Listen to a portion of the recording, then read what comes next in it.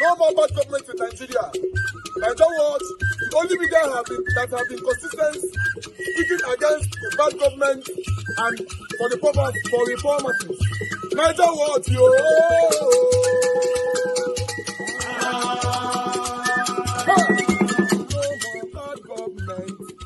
no more bad government. Niger what? No more bad government. Niger what? No more bad government. The only media that have been speaking. No more bad government. The voice of the voiceless. No more bad government. No more bad government.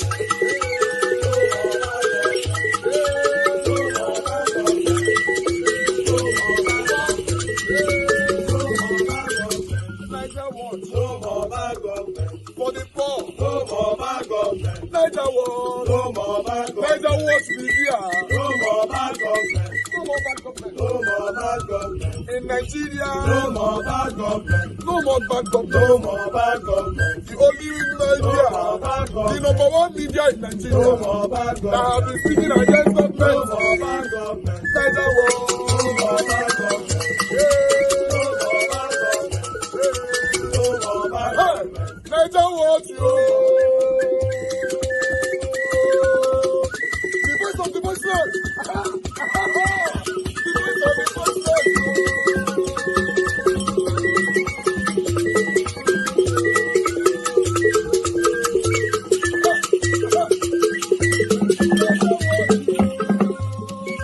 Voice for the voiceless. Voice for the voiceless. Niger what Voice for the voiceless. Niger watch media. The only media that have been speaking against bad government. Being consistency since 1944. Voice for the voiceless. Voice for the voiceless. Umuwame. Voice for the voiceless. Umuwame. Voice for the voiceless. Voice for the voiceless. Voice for the voiceless. Voice for the voiceless. Voice for the voiceless. Voice for the voiceless. Niger watch you. We have been seeing all you guys have been doing, and we recommending to everyone in Nigeria.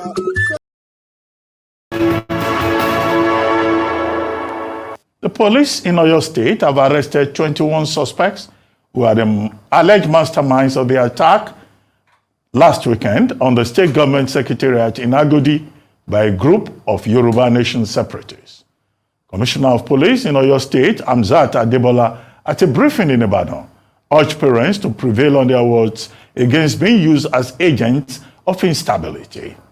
Our correspondent, Ulutayo Famous Cole, has more. These are the arrested 21 suspects, named as those behind Saturday's invasion by Yoruba Nation separatists of the Oyo State seat of power, housing the governor's office and the State House of Assembly. Armed and clothed in military camouflage, these agitators allegedly hoisted their flag, Yoruba Nation flag, in place of the Nigerian flag at the said location, an action that has sent shockwaves across the nation. On Saturday 13th April 2024 at about 0855 hours, information was received that some men dressed in military-like camouflage, armed with pump-action semi-automatic rifles riding on motorcycles, were sighted moving from Olomi area into the main city of Ibadan. At about 0915 hours, the hoodlums, later known as Yoruba Nation Agitation Group, were trailed to the state secretariat, spreading from the flyover in the front of the secretariat to within the premises of the governor's office, and hoisted their flag at the House of Assembly, proclaiming the creation of a democratic republic of the Yoruba. The police describes last Saturday's invasion as a security breach while urging parents and guardians to warn their wards against being used by unpatriotic individuals to promote anarchy in the land. while declaring this act as criminal, unpatriotic, and a clear case of treasonable felony and terrorism, to be met with adequate sanctions through purposeful prosecutions. The command reassures the good people of Oyo State that it remains solidly unwavering to the protection of their lives and property as constitutionally required by the laws of the land. A summary of recorded arms from the suspects include one English pump action, 2 locally made barrel guns, 2 security jackets, generating sets and gas cylinders, among other items. Some of the suspects spoke with Arise News on the allegations. Come again. Can you give us some more news? Oh, that's the leader. Sir, the world leader. On that Saturday, what do you people went there for? Is it a declaration? To celebrate, to rejoice, to celebrate a new nation that was born. But you went there with armed. Please do not rope, do not say what we did not do. We did not go with any ammunition, we did not go with any weapon. Please, I stand to be corrected. We did not go there. All this uniform you see me wearing, they just gave it to me here now. They just gave it to me here now. The police just gave it to me now, by force, by force. It was not my own. We saw some videos on that day. That some of you wore this thing. Some of us. Did you see me there? I wouldn't know because I wasn't there. No. I was not part of the people that wear the uniform. Where were you arrested? In the front of the secretariat, the state secretariat. Oyo State. Okay, sir, please, you said I'll just take it one after the other place. Made us to go there was what they tell us. I'm now being joined by Professor Banji Akintoye, academic, historian, writer. All right, guys. Good morning, good afternoon, good evening to every one of you. Before I will move on, I just wanted you guys to see this guy here. This guy, a very smart guy. You know, he denied everything, forgetting that a video showcased him on that primary circulated video. That was sometime last week. You know, the guy is saying that even the uniform that he's wearing right now, in the lie on top of police, they all forced me to wear it. Even your own colleague called the looking eye say, my guy, father, and I saw you they lie. When I don't see when the other eye of your colleague they look up, let's watch that party. What's your state? Yeah, now. They just please do not rope, do not say what we did not do. We did not go with any ammunition, we did not go with any weapon. Please, I stand to be corrected. We did not go there. All this uniform you see me wearing, they just gave it to me here now. They just gave it to me here now. The police just gave it to me now, by force, by force. It was not my own. We saw some videos on that day. That some of you wore this thing. Some of us. Did you see me there? I wouldn't know because I wasn't there. No. I was not part of it. Did you see me there? What do you mean some of us? Did you see me there? Okay, voila, what a country. My people, I agree to now. If you see the way that guy they talk, you already know that there are top people behind them, you know, that will protect them, that will, you know, guide them and make sure that nothing will happen to them. That's it. Good morning, good afternoon, good evening to every one of you. It's good to be back here again. It's another day. Happy New Week to you all. Today is Monday, 22nd of April, 2024. Thank you very much, Mother, for all Mommy Diaspora. Good evening to you, Mommy. Thanks for all you do. Thank you, Miracle B, CXL, Peter Idembe. God bless you all. Good evening to you, Aoksagbovo Konga. I don't like watch. Thank you. Together we can. Thank you very much. Stella Imasevedo. God will bless you, my people. Amaka Fujabi, good evening to you, ma. Thanks for joining us. Appreciate you. Thank you very much. I don't like already for the super chat. God bless you. Lucy, I know. Thanks for joining us. Good evening to you. Sandra Moses, Mercy of Mary, gift I want for. God bless every one of you right there. Thank you very much, Chris MNK. Thanks for joining us. Appreciate you. Patricia, I know, my dear sister, it's good to have you on the show. Thank you very much, Wisdom Lucky. Good evening to you. Peggy Mode. Good evening to you, ma. Thanks for joining us. Osas, I can see you right there. Thank you very much for joining us as well. Thank you very much. I can see Susan Johnson. Thank you very much. I appreciate you. Thank you very much. Sue Berry in the building. Thank you very much. I appreciate you. And I can see more people right there. that is just coming in. Ushe, thanks for joining us. Good evening to you. Rosie Ayosh, thank you. Great mind. Osesmo in the building. Adewale James Babayale, thank you very much. Ezewango, thank you very much, sir, for joining us. Grace Continue, it's good to have you here. Now, James, God bless you all, my people. And God will bless you now. Mr. Johnson Emmanuel, it's good to have you in the house. Wadia Honors, thanks for joining us. Alex Idehe Agontai, good evening to you. Nena Bona in the building, good evening to you. God bless you all, my people. Then we have Ola Dewale with us. Good evening to you. And thank you very much, Brett, for joining us. Evie Jack right there with us. Samson Amori with us. Thank you, thank you, thank you. And God will bless you. Mr. Johnson Emmanuel in the Mr. Joseph Oji, thank you very much. God bless you all. Then we have Ebuka John Oga and many other. UC Andrew, thank you, my people. AGD Man right there with us. Good evening to you, man. Thanks for joining us. CCO, thank you for joining us. Michael Ganemaro in the building. Mike Akiombare, thank you. Now God will bless you. Now, Abigail Idemudia right there with us. Thank you very much. Thank you very much, Pisa Italian. God bless you. Abe Johnny, my brother. Thank you very much. Thank you, Sagio Diasi. Thank you, Amaka Fujabi, madam, for the support already. God bless you. My pocket never run dry. Thank you very much, Jim Taiwo. Bamo, thanks for joining us. Good evening to you. Chris Mandela right there with us as well. Thank you, Michael Okata, and many others that's coming in later on. I would like us to continue with that video because it's a very, very important video that I'd like you all to listen to. Let's take it from here. I'll join you guys again shortly. Thank you. Please press on the like button, help us to share. Also press on the $sign and encourage what we do here. Thank you very much. You are arrested in the front of the secretariat, the state secretariat. What's your state? Okay, sir, please, you said I'll just take it one after the other place. Made us to go there was what they tell us. I'm now being joined by Professor Banji Akintoye, academic, historian, writer, leader of Ilana Omoodua, leader of the Yoruba Self-Determination Movement, which pushes for an independent, self-governing nation for Nigerians of Yoruba extraction.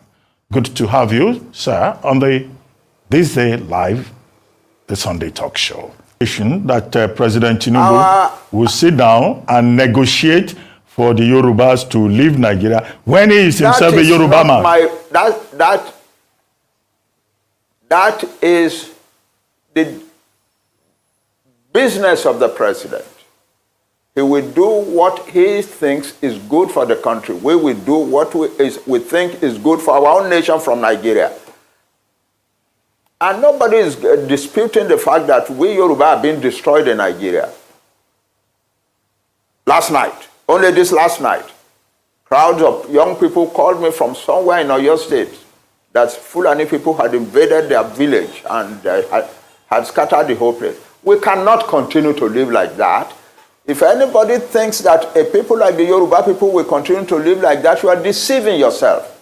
You may pander to the constitution. You may pander to the authorities of the land, but you cannot twist the truth out of existence. That's the thing. You cannot say you do not know that the Yoruba people are under pressure in Nigeria. You cannot say that Yoruba people are not being killed and killed in Nigeria. You cannot say that that a group of young men did an estimation of how many Yoruba people have been killed. They think it's up to about 29,000. You cannot put that way. So why are some people behaving as if you're pandering to the government and pandering to the government, to the authorities? Negates the rights of other people. It doesn't. Well, no matter how much you pander, you can tell me, oh, is President Tinubu going to sit with us and so on? It's his duty to sit with us. That's his duty. Well, the law says so. We write a letter to the president. It is his duty to answer us. And he can say, no, what you are asking for, I won't grant it. But he has no right to say, he has no duty to tell us, I will not answer your letter. But sir, He has a duty to answer our letter. You raised these same issues under the Buhari administration. President Buhari did not just ignore. Yes. He went after Sunday Igboho, and he showed that his government would not allow any kind of challenge from anybody, whether Yoruba or Igbo. Why would President Tinubu listen to you, even when you said you were not interested in the election? That, yeah, the president can say that as much as they like, but the president cannot unilaterally change the law of the land. That's the truth. The president, it is the duty of the president to say, oh, this country, I will preserve its unity. That's okay. There's nothing wrong with that. But that does not negate the lawful right of the people of Yoruba land or whatever part of Nigeria to seek for their self-determination. But Prof, there seems to be some confusion We don't among quarrel the with, Yoruba elites. we don't quarrel with the president for saying nobody should want to break up Nigeria. So it's fine. That's what the president is supposed to be saying. But we who know what is happening to our people, who think that the answer is to get out of Nigeria, we have a right to put it to the president and to put it to the world. That's all. But there seems to be some confusion in Yoruba land. I see that maybe perhaps generality of the people do not feel as passionate about self-determination. And secondly, there is all kinds of positions. Afenifere is talking about restructuring. You are talking about self-determination. You don't know this. You don't know the nature of the Yoruba society. You don't. Most of the young people, and they are the majority in Yoruba land, want the self-determination of their Yoruba nation. That's the truth of the matter. That's what is keeping the movement going. And they are also doing so in the diaspora. Yoruba young men and women all over the world want their own country, separate from Nigeria. You cannot deny that. No matter how much you want to pander to the government, you cannot deny that. But that's the truth. But anyway, the important thing, however, and I'm surprised that you are not talking about that, is that the Yoruba people who are fighting for self-determination are telling the world and telling themselves that they will do it only peacefully. We are Yoruba. We know our status in the world. We know our status in the black world. We do not want to destroy the peace of Nigeria, and we do not want to bring difficulty into the lives of any other group in Nigeria. But we want to get out of Nigeria. That's it. Well, Prof, you were a strong member. And you're not talking about that. You are asking me questions. You are asking me questions as if what Onitiri did has the support of the majority of Yoruba people who want self-determination. It is not true. Well, Prof, she has a small minority of a section that is ready to do illegalities. A year ago, they went and attacked a radio station in Ibadan, and so on. Now this year, they are attacking the entire government of Ibadan, and so on. No, but we have never sent anybody to go and do that, and we do not support it or encourage it. Prof, and we think it is criminal. Prof, and so if they get punished for their criminality, we have no objection to that. Prof, you are a strong member. But you cannot, because of them, generalize opposition to self-determination. You cannot. Well, Prof, you are a strong member of the Unity Party of Nigeria, also a very strong member of Afenifere. Afenifere is talking about restructuring. You are now talking about self-determination. What is the difference, in these two ideological positions? Our fathers in Afenifere are doing the right thing, talking about restructuring. so that we can go back and live our own life the way we used to live it prosperously. They're doing the right thing. There is nothing wrong with that. But we, another group of people, larger in number than they, are now saying, no, self-determination is the answer, not restructuring. Why? Because when you restructure, you are still in Nigeria. The people who are coming and disrupting your life and destroying your farms and killing your women and raping your mothers and daughters and so on are still Nigerians. They still have a right to come to Nigeria. The only final solution to that is to separate, so that you have a separate Yoruba country where we can make our own laws and so on, where to which we admit only people we want to admit. So nobody can claim that they have a right to come to our land. They don't have such a. But as long as we are in Nigeria, no matter what restructuring is done, they still have the right to come to our land and do the things that we are doing. Nobody is talking about the fact that most Yoruba farmers have been driven from their farms. I am not hearing that. I'm hearing only about government. I'm not hearing about people. You are not talking about the fact that most Yoruba farmers have been driven from their farms, and that the Yoruba nation is in danger of famine upon famine upon famine for years and years to come. You are not talking of the fact that the Fulani declared war on Nigeria on the 24th of January and 26th of January and said that Tinubu is not our president.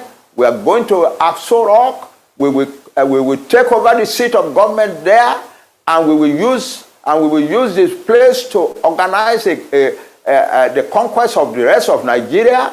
You're not talking about that. You are not talking of people who said, no Fulani man must be arrested for the bomb in Ibadan. If you do, you will have bombs in every town in Yoruba, in Nigeria. Nobody is talking about that. Nobody is talking about the sheer insult of living in a country where some people are treating the government like that. You are talking about Onitiri and so on. Why do our... Well, Prof, let me ask you this. Self-determination, you are entitled to your opinion. You are entitled to your opinion, but what I'm saying is that your opinion rigorously avoids the truth. Rigorously. But Prof, avoids the truth. Nigeria, as Onigo Chiche told us in his research on ethnic nationalities in Nigeria, has over 300 ethnic nationalities. Will you recommend self-determination to all the other ethnic nationalities in Nigeria? For all these nationalities to break away? Those who want it, don't ask me a general question. I'm asking for self-determination for a nation, the Yoruba nation. There are about 60 million people in Nigeria. And their territory is large enough to be a large country.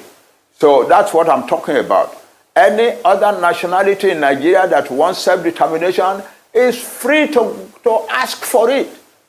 I cannot come and ask for self-determination for nations that are not mine. No. Well, Prof, as we have this, we're having this conversation. You are in Cotonou, Republic of Benin.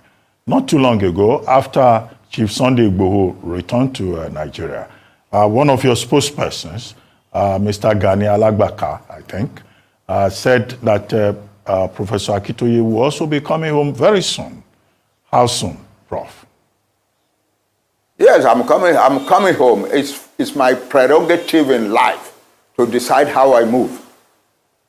Yeah. Certainly. That's my right. But are you very... Or would you want, because of your support for Nigeria, also limit my right to move as I like? But Prof, are you very optimistic that one day this vision of self-determination for the people of Yoruba land will come to pass? It will come to pass. Well, it will come to pass. Nobody can stop it. Well, on that note, I would like to thank you very much. And we are not hostile to any government. We were not hostile to Buhari. We were not hostile to Buhari, so why should we be hostile to our own man who is president? He's our boy, it's our son, it's our brother. So we cannot be hostile to him. We were not hostile to Buhari. We sent a message to Buhari. Buhari told his people that election was coming, didn't have time to answer us. And so they didn't answer us. All right. But elections are not coming now. And we want the president of Nigeria to discuss with us.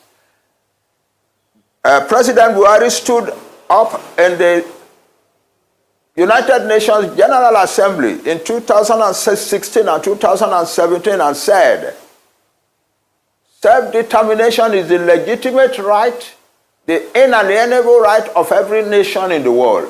He said that. He even said at some point, it is immoral for anybody to forcefully deny self-determination to any people.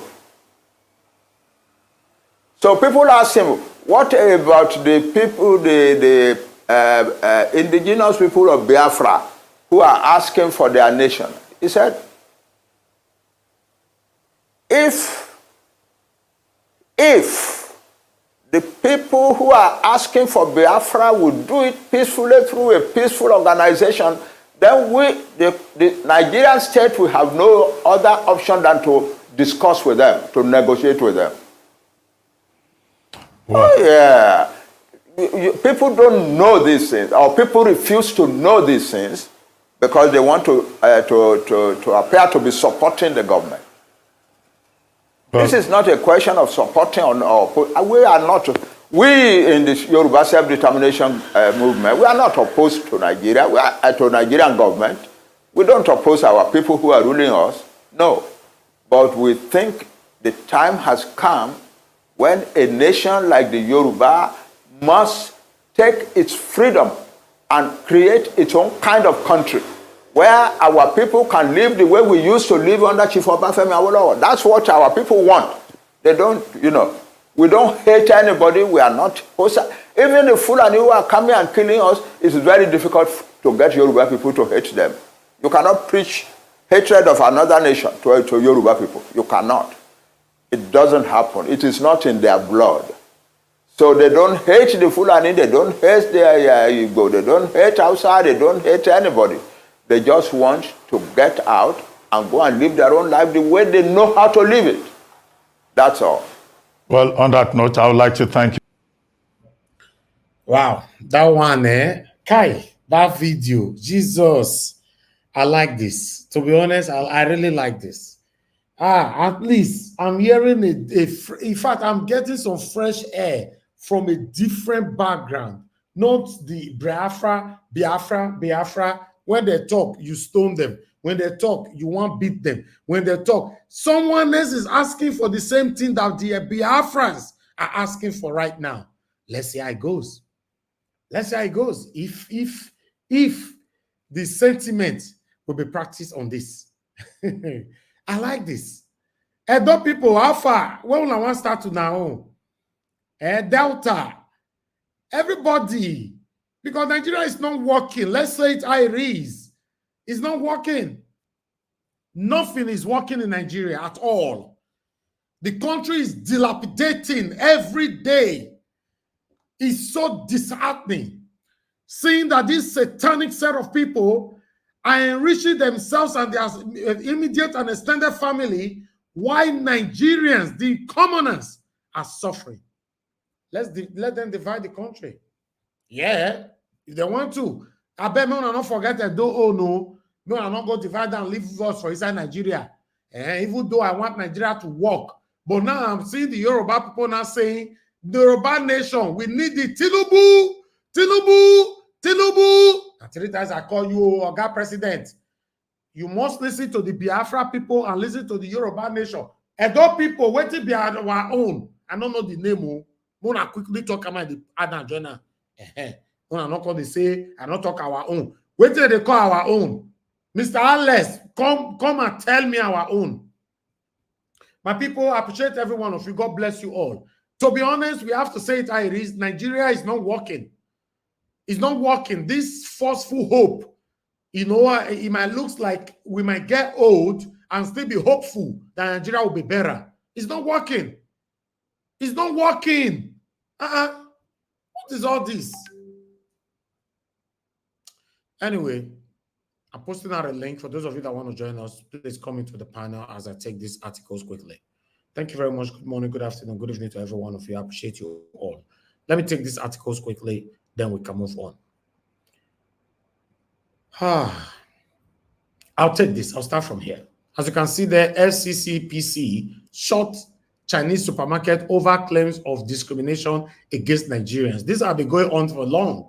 I remember I reported the same thing in Edo State about 3 years ago, where the Chinese company in Edo State were maltreating our fellow Edo-lite Nigerians that were working with them, to the extent that some of them lost their arms, they lost their legs with their machines and all that. We reported it here. The Edo State government did not do anything about it.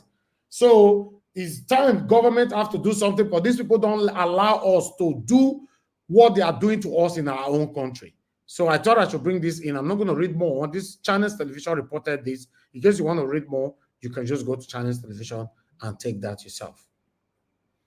Let me bring this one to your screen quickly. Thank you very much. I can see some of you on the backstage. I'll accept you in shortly. This one shocked me. Nigeria's Chief Justice Ariwala approves nomination of Eberishi, wife of his ally Nyesewike, and 21 others as new appeal court judges. So, hey God, not the way person all they see. I'll just leave that one right there as well. In case you want to read, go right there to Sarah Reporter. Okay, let me bring this one in from Vanguard. This one is our principal, Mr. Peter Gregory Obi. Let's quickly take this here. According to Mr. Peter Obi, he's saying it may never be completed in the next 30 years. Peter Obi tackles federal government Lagos-Calabar project. Remember, we discussed this sometime last week or 2 weeks ago. I can't remember that project might even probably stay forever. They'll never complete it. It might be a path to siphon more money. Who knows? The presidential candidate of the Labour Party, Mr. Peter Obi, has tackled the federal government over the Lagos-Calabar Coastal Highway project. I'll just leave it right there. In case you guys want to read more, please go to Vanguard. I'd like us to quickly take this. I can see you all on the back stage, Mr. Jonathan, Mr. Alex, Madam Ife, and all that. Please bear with us. I'll accept you guys shortly. Arresting corrupt politicians more beneficial than Naira abusers. Expert Unebu to Nigerian government. For me, I support this. Even though all is a crime, but I support this. Arrest Nigerian corrupt politicians. Put them in a museum. Disgrace them. Expose them. But you guys are not doing this. So what are we talking about? Let's move on. Thank you very much, my people. I'd like us to quickly take another one. I just want to quickly take them. We already crossed 1 hour.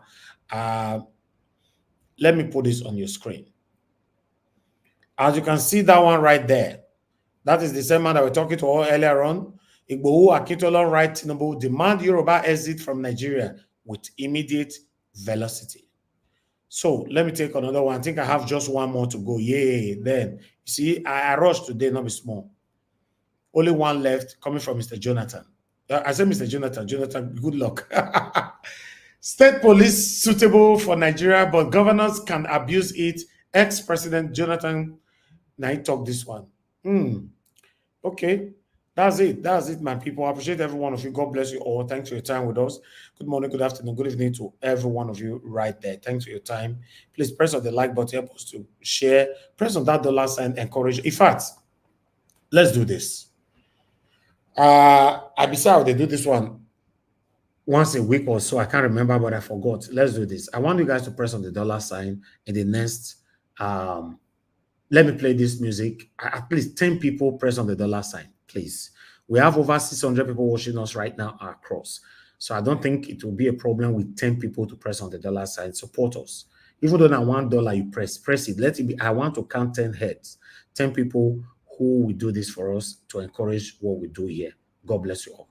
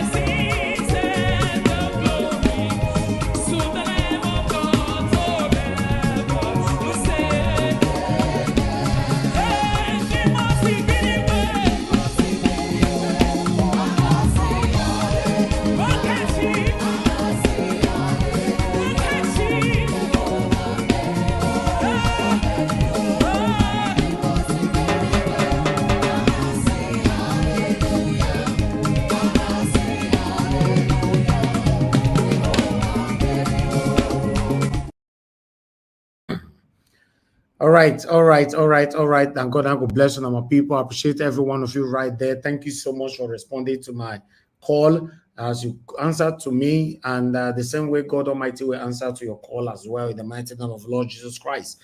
I like this. I appreciate this. Encourage us. He always encourages us to do more here. I like you. I appreciate every one of you. Now only 5 people though, if I'm not mistaken. We still have 5 more to go. Now only 5, so maybe the remaining 5 will come in later. I'd like us to move on right now. I appreciate you all, my wonderful people. Thanks for your time with us. So for those of you that want to come in, I link I will post out. I post the link before now, Mr. Alex. Maybe they keep a link now. You'll come out, your network will fail. You ask for a link again. If your network fail 3 million times, Alex, you ask for link 3 million times. Once you grab it, keep it. You know, link will be reposted again. So click on it to join us here. Let me take calls quickly, and then I'll come to the panel. Thank you, Mr. FA, for calling in. You're the first person to call in today. Please talk to us, sir. Well, sir. Thank you, sir. Go ahead. Go ahead, we can hear you. Yeah. So this man, when you showcase the video, your star, that man, the God bless that man. You understand? The God bless that man because the way he talk, now the real thing really happen for Nigeria. So everybody have to go their separate way. You understand, Baba? Because Nigeria cannot continue like this. Because Nigeria is not working. It's not working at all. You see now, me I will see what Oga Jagaban will do for this one now. Any small thing, if Biafra talk, they would attack them. If Biafra talk, they would attack them. Me go see her now. So everybody has to come together to demand if Nigeria will still be one or no. Because I don't know, say Yoruba people get person like this. I swear to God, when I watch this video just now, I say, wow. At least make the Biafrans still, make them breathe for now. Make them still breathe. You understand, Papa? You understand me? So, me, I know, say people like this, they Yoruba land. So, for me, now the right thing, this man, your talk, if I even know myself, I go even send message to him. May God bless. I'll send message to him. May God bless and may continue. Because Nigeria is not working. Nigeria is just everywhere criminal. And the worst part of it, these people they face the punishment. Can you imagine? So how can we will not go anywhere like this? Nigeria will not go anywhere. So let everybody all go their separate way. You understand? Except Jagabai, if you want to do the right thing, just call all the whole Nigeria to make agreement if Nigeria will still be one or no. You understand? If not, Thank you. With the play. Thank you, sir. Thank you. Thank you very much, Mr. FA. God bless you, my brother. Thank you. Okay, let me take another call quickly. I'm only going to take 4 calls. As your call take come, that's how I'll take come. Thank you, Oga Shimize, for calling in. Please quickly talk to us. Thank you very much. Guys, press on the like button. Help us to share. Let our voices go far. Oga Shimize, are you there? Oh, okay. Oga Shimize, unfortunately, I can't get you. So let me just go straight to the panel, before another call will come in. I'll take some calls later on. Thank you very much, my people. Now, God, now go bless every one of you right there. Let me call on okay, Madam Ifi is the first person on the panel. Madam Ifi, thank you very much for joining us today. It's good to have you on the show. I'd like you to talk to us, man. Good evening to you. Hi, Elvis. Good evening. I'm actually at work. I just, took my break, and I want to say something quickly. I work from home today, some days anyway. The truth of the matter, I'm sorry, I'm eating. You remember, I think was the last time I was on your show, I said the same thing because when I walked in, you were saying something, divide the country. I just busted out. I said, who is speaking? Is this Elvis? I busted out laughing. See, and remember, I told you that we can never fix Nigeria by hoping. Let's hope. No country has ever fixed, no nation in this world has ever prospered or do so well by hoping. Nigerian government borrowed another 2.2, is it $2.24 billion? And my question is this: what are they doing with all this money? Personal use. Okay, who is going to pay for all this debt? Who? This is one of the reasons why Nigeria will never work for us. I keep saying it for those of you people who are against it. Divide Nigeria and let everybody go their own way. But they're not going to do it, because when they divide Nigeria, who's going to pay the money? Because the Nigerian the loans are borrowed under the name Nigeria. So when they divide, you have Yoruba Nation, you have Arewa, you have Biafra. Who's going to pay the money? Who are you going to hold responsible? Nobody. The truth of the matter is that, you see this, when Peter, I saw the title, Peter Obi 30 years. Peter Obi is talking about 30 years. That construction might never even happen. It might not even, even if they start it, they will never finish it. It took us 14 years to build Asaba, the bridge, Niger Bridge to Asaba to Onitsha. How many years? How many presidents? How many leadership? How many governorship?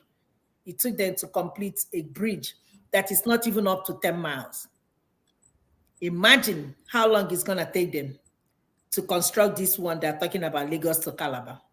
We are not telling ourselves the truth. And anybody praying, that's why whenever people are praying for Nigeria, I just shut up. I will never pray for Nigeria. I will never pray for this country called Nigeria, because prayer is not the solution to the problem we have. We know what the problem is. We know what the solution is, but we don't want to do that. So anybody hoping that anything good is ever going to come out of this country, nothing will ever. It's not me, but it's the reality. You can never pray that 1 + 1 + 1 will be 3. You cannot live in a country where you have selective justice. I saw what one of the headlines, she said something about appeal courts, judges, putting judges, and Wike's wife is there. Ordinary people like me and you can never smell such seat like that in Nigeria. Ordinary me and you, Elvis. It is only the children of the politicians will be promoted. And what is the essence of going to school in Nigeria? I don't think, honestly speaking, there is no need. Because how can you tell somebody who spent maybe 5 years to go to university, go to law school, and go to get LLB, go to law school, and come out, the person will not even have a job. And somebody who goes to some 4-year university and get a 4-year college, come out, will not have a job. What is the essence of going to school? There is no need. School is useless in Nigeria. It is who you know. Even when you graduate, how much are you being paid? 30,000 naira, 40,000 naira, 100,000 naira. 100,000 naira is just equivalent to, let's say, $100 a month. A month. What is he gonna do for you? And you want me to go spend I went to UNN, studied 4 years. It didn't do anything for me. Even for me to even get a job where I did my youth service, it was even a problem. It was, who knows, because the person is from my place.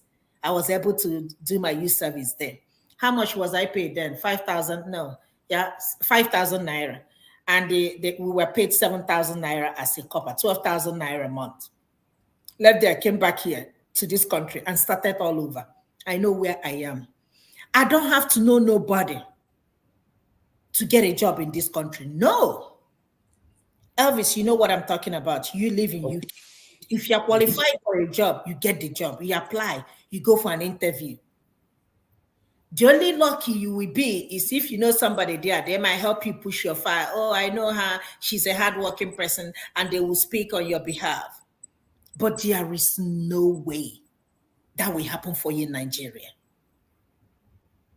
It is the children of the politicians. I was listening to somebody on YouTube, and the person said, don't be surprised tomorrow, one of El Rufai's sons will contest for election. I think I've said it here before. And guess what? They will win. And nothing will happen. Nothing whatsoever.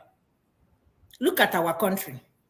We keep borrowing and borrowing and borrowing and borrowing. but we cannot even see anything, the impact of the money we are borrowing. We can't even see the effect, the positive effect in the economy of Nigeria. I said it here on your show the last time where I think they said they're going to use 100 and something million to dig a borehole. Why do we even need a borehole in Nigeria? Why? Why do we even need to mount solar panel in Nigeria? Why? How can you have a good economy when you don't have a security, when you don't have good electricity? How? You're traveling from one place to another, telling people to come and invest in. We invest where? Where?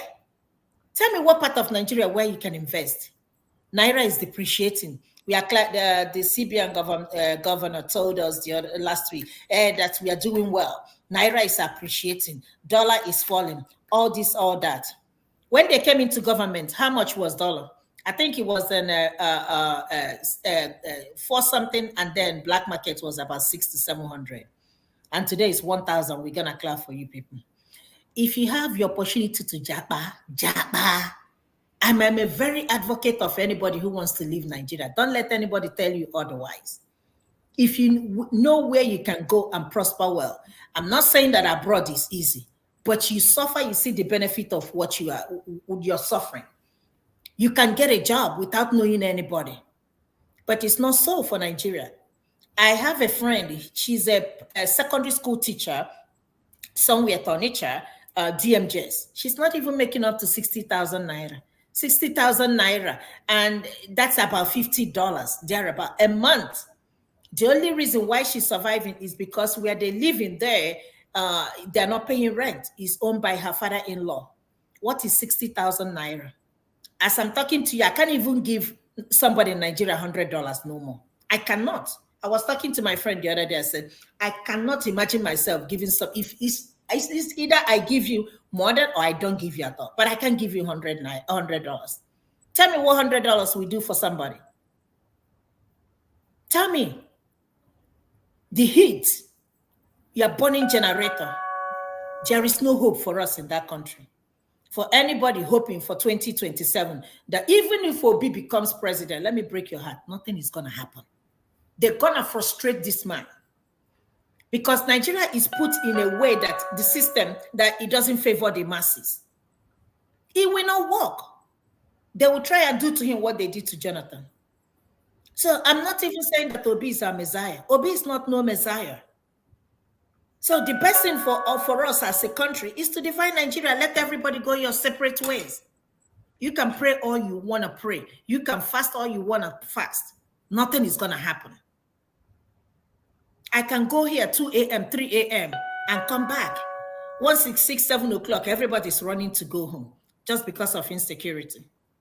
Let's start telling ourselves the truth. The only thing that can set us free is the truth.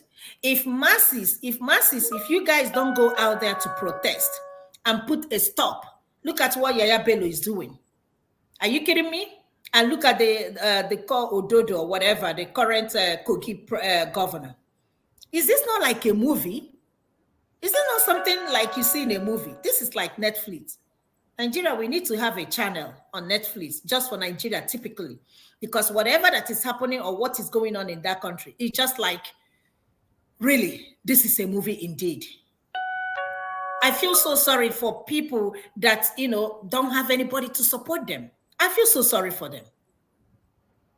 I feel so sorry. But I just want to encourage people that have the opportunity to leave. If you have to leave, leave. There can never be a future. When I say never, never, never, never. Pray all you want. Your pastor can tell you to pay your tithes. Your pastor can deceive you all they want to do. They are the only people gaining.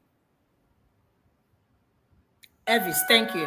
I'm on my break. Let me see my patient. But I'll be on though. I'll be listening.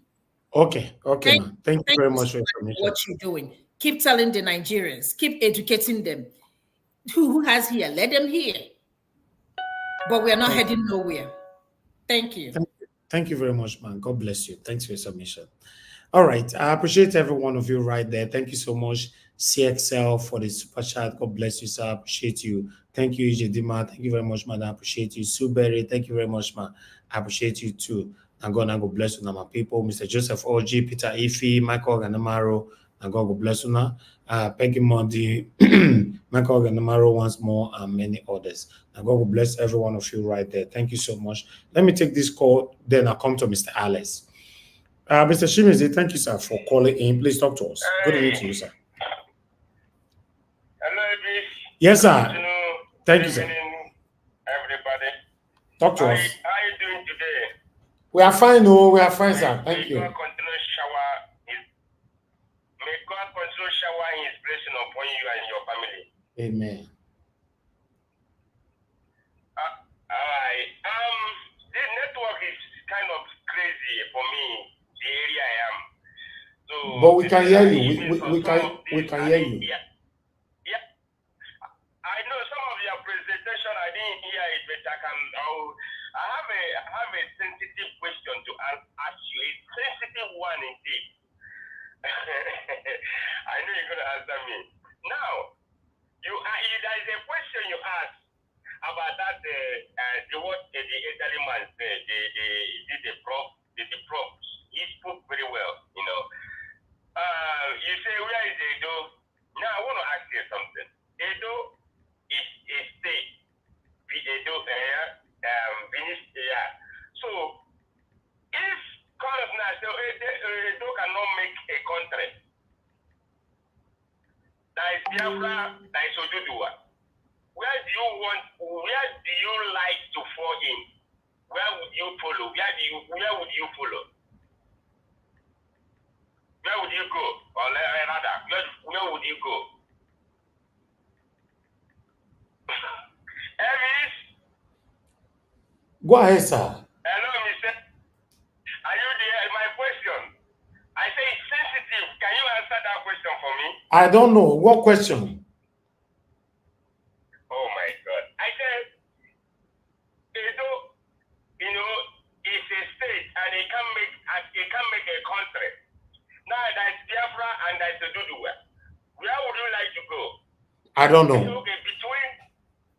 I don't already hear your questions, sir, but for now, I don't know. I don't know. I can't say anything. All right.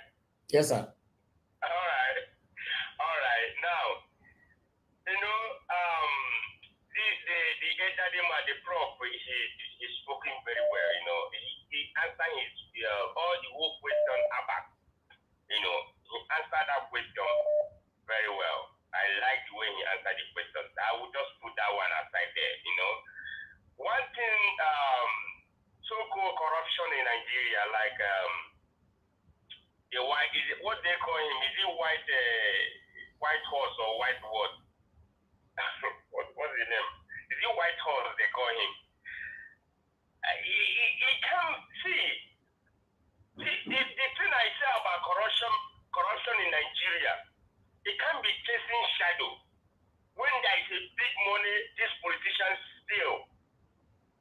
Chase them. Let people, you're chasing people that spread money. That one is not corruption. Chase people that hitting billions of naira, losing their state. Then you still step back. Now you're telling you want to bring, you know, speaking like, I don't know, army to come out to do what? To be chasing one man? Oh my God. So Nigeria is laughable. Believe me, corruption has eaten Nigeria. I will tell you one story. Corruption is everywhere. Doorstep to doorstep in Nigeria. Every household, there is corruption. Every household, there is corruption in Nigeria. Because I want to tell you this. One guy is a clearing agent. Because of the way Bala Blue keep everything, there's no more work. I don't think work no more. You know what this guy did? His summit is easy because this guy is a university. He went to university and he has a degree. So he put his paper. Okay, sir. Round up. So if he can get it. Round up. If he can get the job. You know what this man, they're giving him this job, and the person said, pay him that he's going to pay him for 3 months for his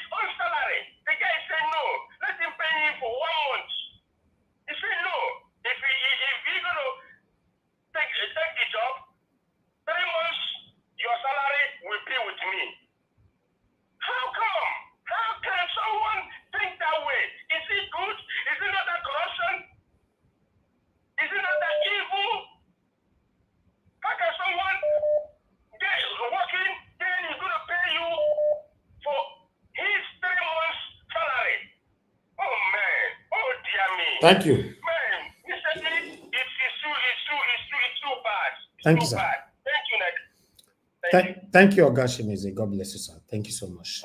Okay. All right. Guys, let me quickly take this call as well. We have Madam Origin on the phone. Thank you, ma, for joining us. Good evening to you. Please talk to us. Hello.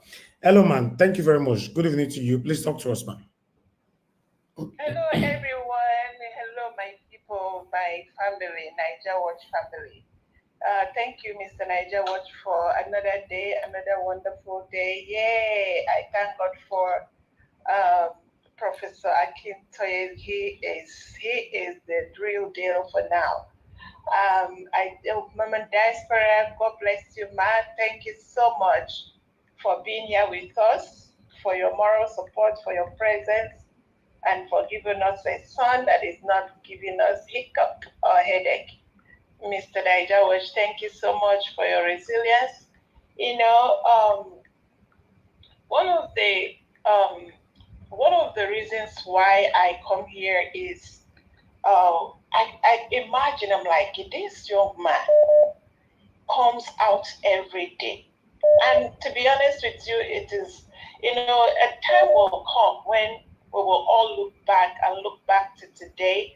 I put down the day you started. Is it April 22nd or April 14th? This month is the second year you have been consistent with this vision, for good governance and for truth. What attracted me to this platform is the fact that you are very sensitive to life and you stand for truth. Thank you, I ma'am. also thank the whole panelists. One day I was I counted 10, at least 10 men and women of integrity that come out here every day to help you, for us to keep pushing to the light, because the light, truth is light. Anyone that is not in truth is in darkness. And that is why we are behold with this darkness, this thick darkness that has behoved Nigeria. I love when Professor Akito just said what I was looking for, a good English for the media, and I don't want to mention names. When he said their opinion is rigorously avoids truth. And when you have a media that rigorously avoids truth, how can the people survive? How can the people see light? Because when you hear lies, all these managed, they quote things and make it look like it's truth. And they are feeding it to Nigerians. Nigerians don't even know what they believe in anymore. And I bring myself to when he talks about self-determination and all things that is going to help save the people. And the question I kept asking when he was talking, because I listened to it, and I keep asking, why are Nigerians suffering? Why are Nigerians impoverished in a country, in a nation that is so endowed with wealth, with everything, human capital development? If they even concentrate on that alone, this country will have been number one in the world, because Nigerians are resilient. So this is a country where the government has never. So the second big question I was asking when they were talking, I was listening today, is that who are these people that are benefiting from this government? Who are benefiting from the government? Definitely not Nigerians. Go and ask around. Why do we have Oduduwa agitation? Why do we have Arewa agitation? By the way, when there was one book, and when you listen to the history of Nigeria, even the houses, the people inside Hausa land are screaming to secede from this chokehold called Nigeria. So it's not only Biafra, it is everybody is screaming. So who are the people benefiting, taking all this money and rendering the people poor? Wherever these people are, they are evil. So if it is Nigeria that is making them do this. So why are we still in this quagmire? Who is holding this thing together? What glue is holding it together? It looked to me like there are a few of them. And that is why I come here every day and I tell you, Mr. Niger Watch, whatever we can do to keep this place alive, to educate the people, to spread the gospel that we are in a very dire situation. We need something to give way for the Nigerian people to be delivered. And I stop it here. Thank you so much for giving me opportunity to even vent this day. I'm just like, anyway, thank you, God bless Thank you. you. Thank you, Madam Origin. God bless you, man. Thanks for your encouragement. Thank you. Thank you. Okay, Mr. Ben, thanks for calling in, sir. Good evening to you. Please talk to us. Good afternoon, Mr. Jonathan Kingsley, and good afternoon, Mr. Alex. I want to say good afternoon to every members of the panel. Mommy Diaspora, if you listen to my voice right now, thank you for all that you do. We sincerely appreciate you. Mr. Harris, I want to say thank you for this platform. Yesterday's show was like one of the best shows of this platform, having all of those people, talking, the honorable, all his opinion, and Mr. Chris Dublin, CM and all that. CM said something very profound yesterday. I listened to that conversation all over again this morning when I woke up. He said that Nigerian politicians, the way they embezzle and steal money, is something you cannot really understand.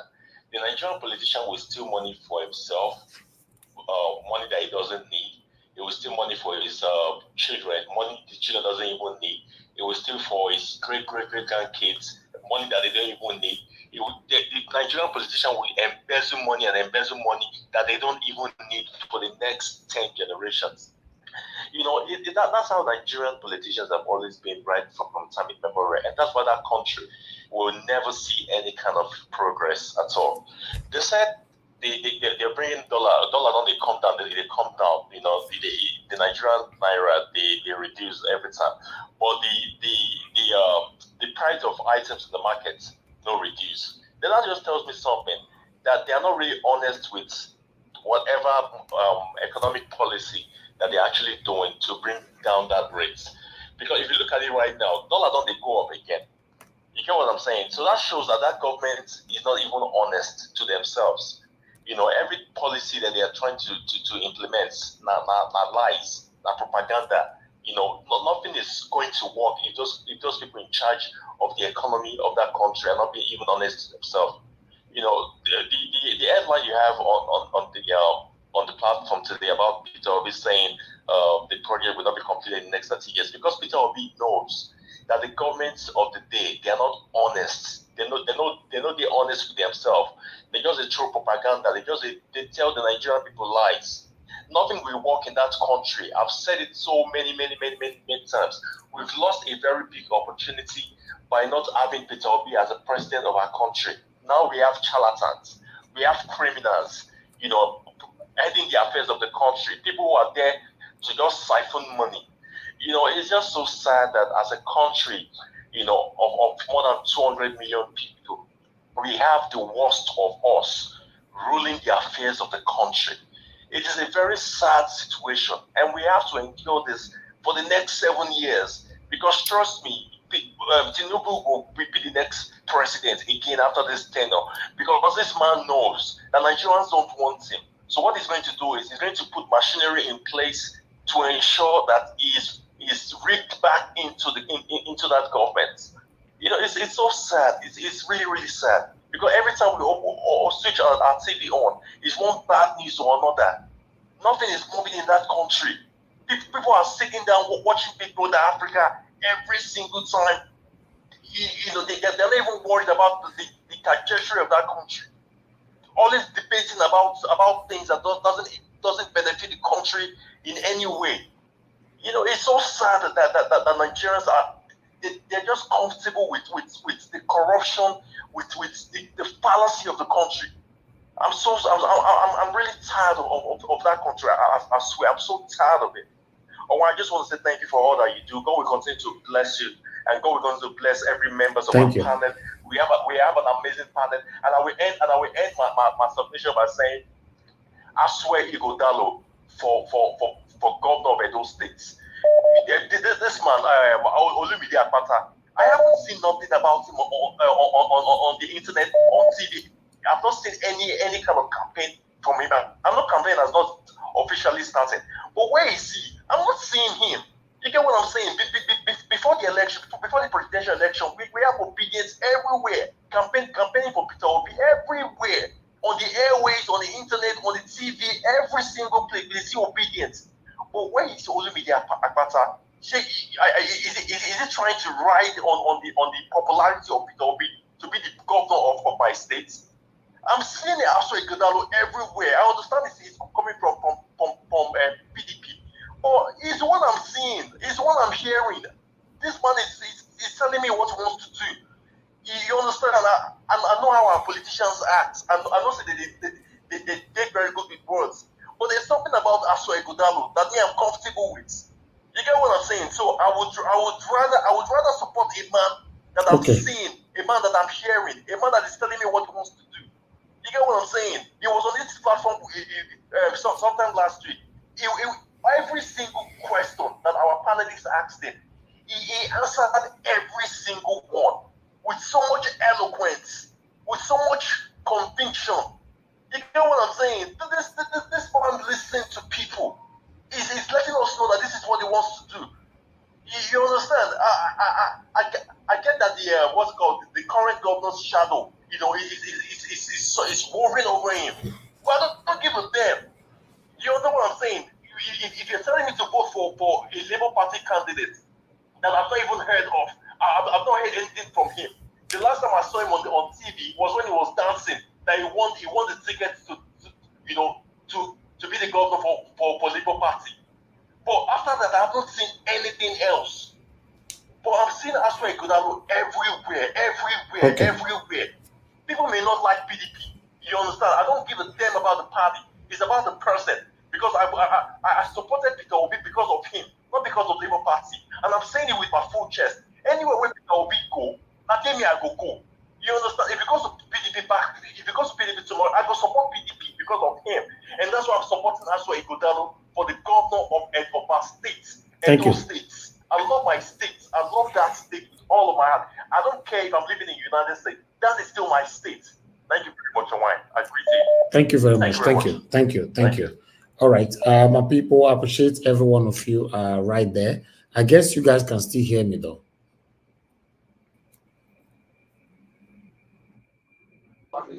Yeah, I can hear you.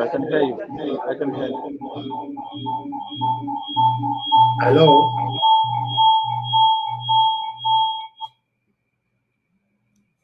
Can you hear me? Yes, we can. For me, I can hear you, Mr. Elvis. I can hear you. Yes, we can hear you. Okay, thank you. Okay, let me take this call quickly. I don't like watch. Thanks for calling in, my brother. Good evening to you. Please talk to us quickly. Good evening to you. Hello, my brother. Thank you, Mr. Elvis. Yes, sir. Please talk to us. Thank you.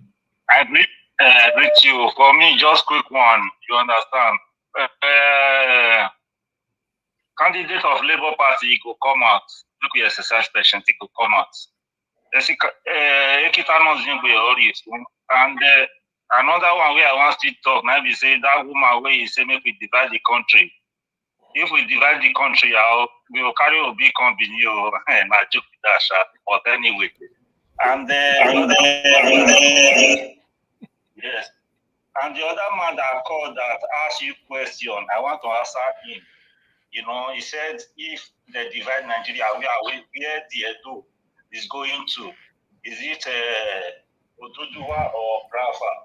We, before Nigeria, we should get our own country. So if you reach that time, then we go enter inside palace, we will come out. What we will come out with, then we will do. Now that one, that's the 3 points we actually I want to make. So if there's anything, I will come back again. Thank you, my brother. I love you. Thank you, my brother. God bless you. Thank you. Okay, callers, please. I would like to move on right now. I'll come back to you guys again later on. I appreciate every one of you, my people. God bless you all. I would like to quickly pass this on. Remember we're supposed to have a governorship candidate of Edo State tomorrow. One of the top three, you know. So he reached out to me today that he can't make it tomorrow, but we have cemented Sunday, 7 p.m. Sunday, 28th of April, 7 p.m. So I want you guys to write it down Sunday, because he gave me the option of Saturday or Sunday, because I know that Saturday have a lot of people normally have a broadcast on that day. So I put on Sunday. So I hope it's not going to be canceled as well, although he promised that this will happen again. So on Sunday, 28th of April, which is this week, Sunday, 7 p.m. So everybody can come with your popcorn, and you are going to be hearing from the remaining two. Aswa Godaro already been to the platform.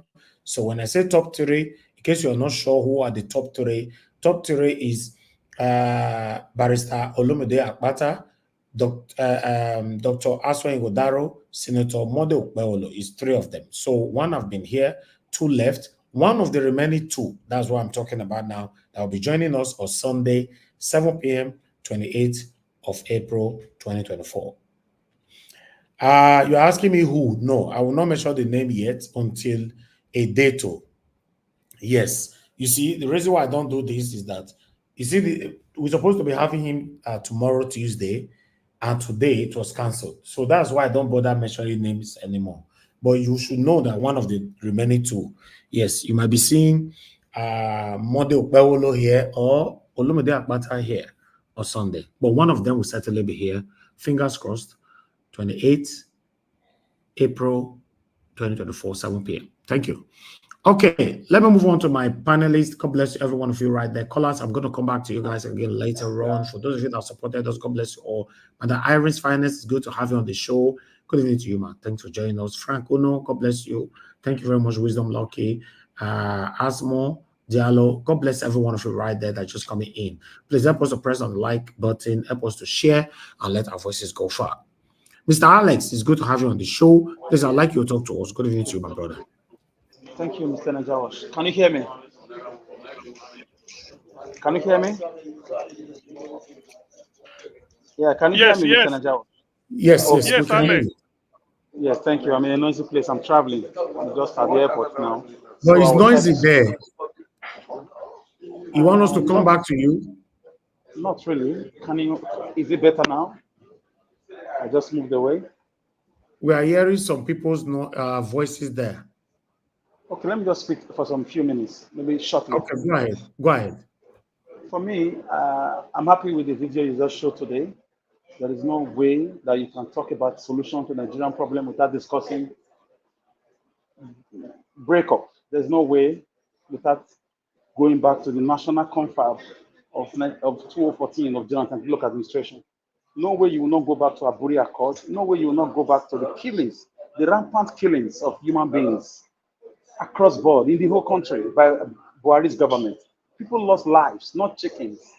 So these have always been my contemplations. There's no way.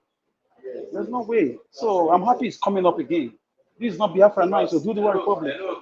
So I just feel we should try and know the truth. It's not about elections now. Human lives are being lost across the country. People have been kidnapped. People have been raped. People have been killed on a daily basis. So, and as we speak, it's still ongoing. It's still ongoing. And it's very pathetic. And I'm happy. Nobody who says he's a social scientist that will not tell you this is a solution. Jonathan Goodluck, in his powers, organized a national confab. A confab is a conference, bringing everybody together from the whole country to discuss a possible solution. And recommendations were made. And it's at the Aso Rock Villa. It's there. It's been swept under the carpet since 2014.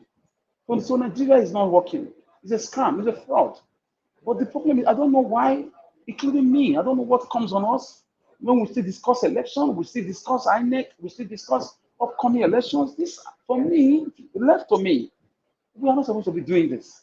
Looking at what is going on across the whole country. I don't know what to say anymore. The solution is for us to hold our leaders accountable and let them know this cannot be happening. It can't be happening. People are being kidnapped, people are being raped, people are being murdered. These are human beings, fellow citizens, that had dreams for themselves, that had plans, visions, that had a life ahead of them. So for the Yoruba nation to cry out again, they've been crying out. It kind of died down when Tinubu came to government. They were crying restructuring. For them to come out again, we have to tell ourselves the truth about what happened in the Biafran Civil War. This is exactly what happened. A particular tribe was being profiled. So it came to Benin under Buhari government. It went to Delta. It went to everywhere. So the solution right now is a peaceful breakup legally. Nigeria is a signatory to the United Nations of Charter for self-determination by a group of people who are not feeling okay in the conglomerate of a nation. They have rights to want to live if they are threatened, if their existence is threatened. One of the parameters, the indices, the paraphernalia of their quitting the federation rather is if their life is threatened. Come on, which part of Nigeria whose lives are not threatened today? Which tribe? Which state? Which region? So we can't live together. We are not one. Some tribe in Nigeria believe in killing people to please their God. They say they are doing a duty to God. We don't believe in that. Maybe you do, but we don't where I come from. You were asking about the Benin Kingdom, where it's going to be. We have, if Biafra go, if Oduduwa go, we have the Kingdom of Saudi Arabia, the Kingdom of Denmark, the Kingdom of Spain. Of course, we have the ancient Benin Kingdom. It will be the Kingdom of Benin. Very easy. It's going to be the most beautiful thing to have come out of Edo State, the Kingdom of Benin. With our nation, with our national carrier, with our defense, with our flag, with our currency, with our agriculture, with our army, with our logo, with our everything. It's very easy. It doesn't take time. Pakistan did it. Gambia and Senegal were once one country. They did it. Yes, it's a reputation. We have to keep teaching it. People are doing it everywhere. It will not cause any war. People are suffering, Nigeria. People are suffering. People are suffering. I'm at the airport now. I'm traveling. Come and see the massive crowd. This is not business or education. People are not going just for business. A lot are evacuated. I went through the security check. It's like there is a war in Nigeria. Somebody told me, said, I'm not going to come here until 20 years' time. Somebody said, until the country is okay. So people are desperate. And in this situation, the country will break on its own. Did we call that man to speak? Did Abati bribe him? Is he my father? Did Mr. Alex tell him?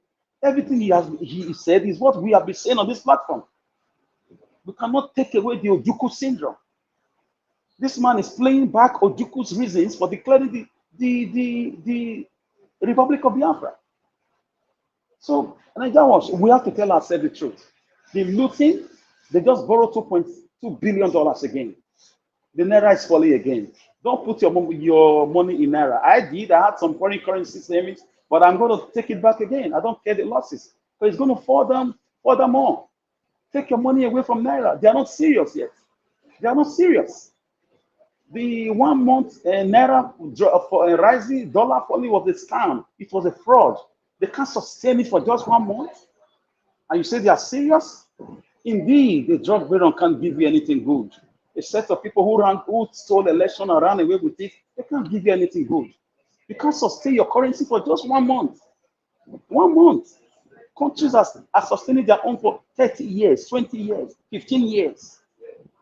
And you are telling me it's because of our foreign reserve is being depleted. Who depleted it?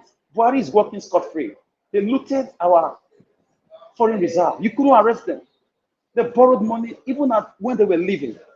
So I just want you to know that the country will eventually break. It will. It will. It's not what Alex wants. It's not what you want. It's nature, law of gravity. What goes up must come down. If you want to know the meaning of gravity, just jump up. You will come down. It's normal. It must come down. People can't cry forever.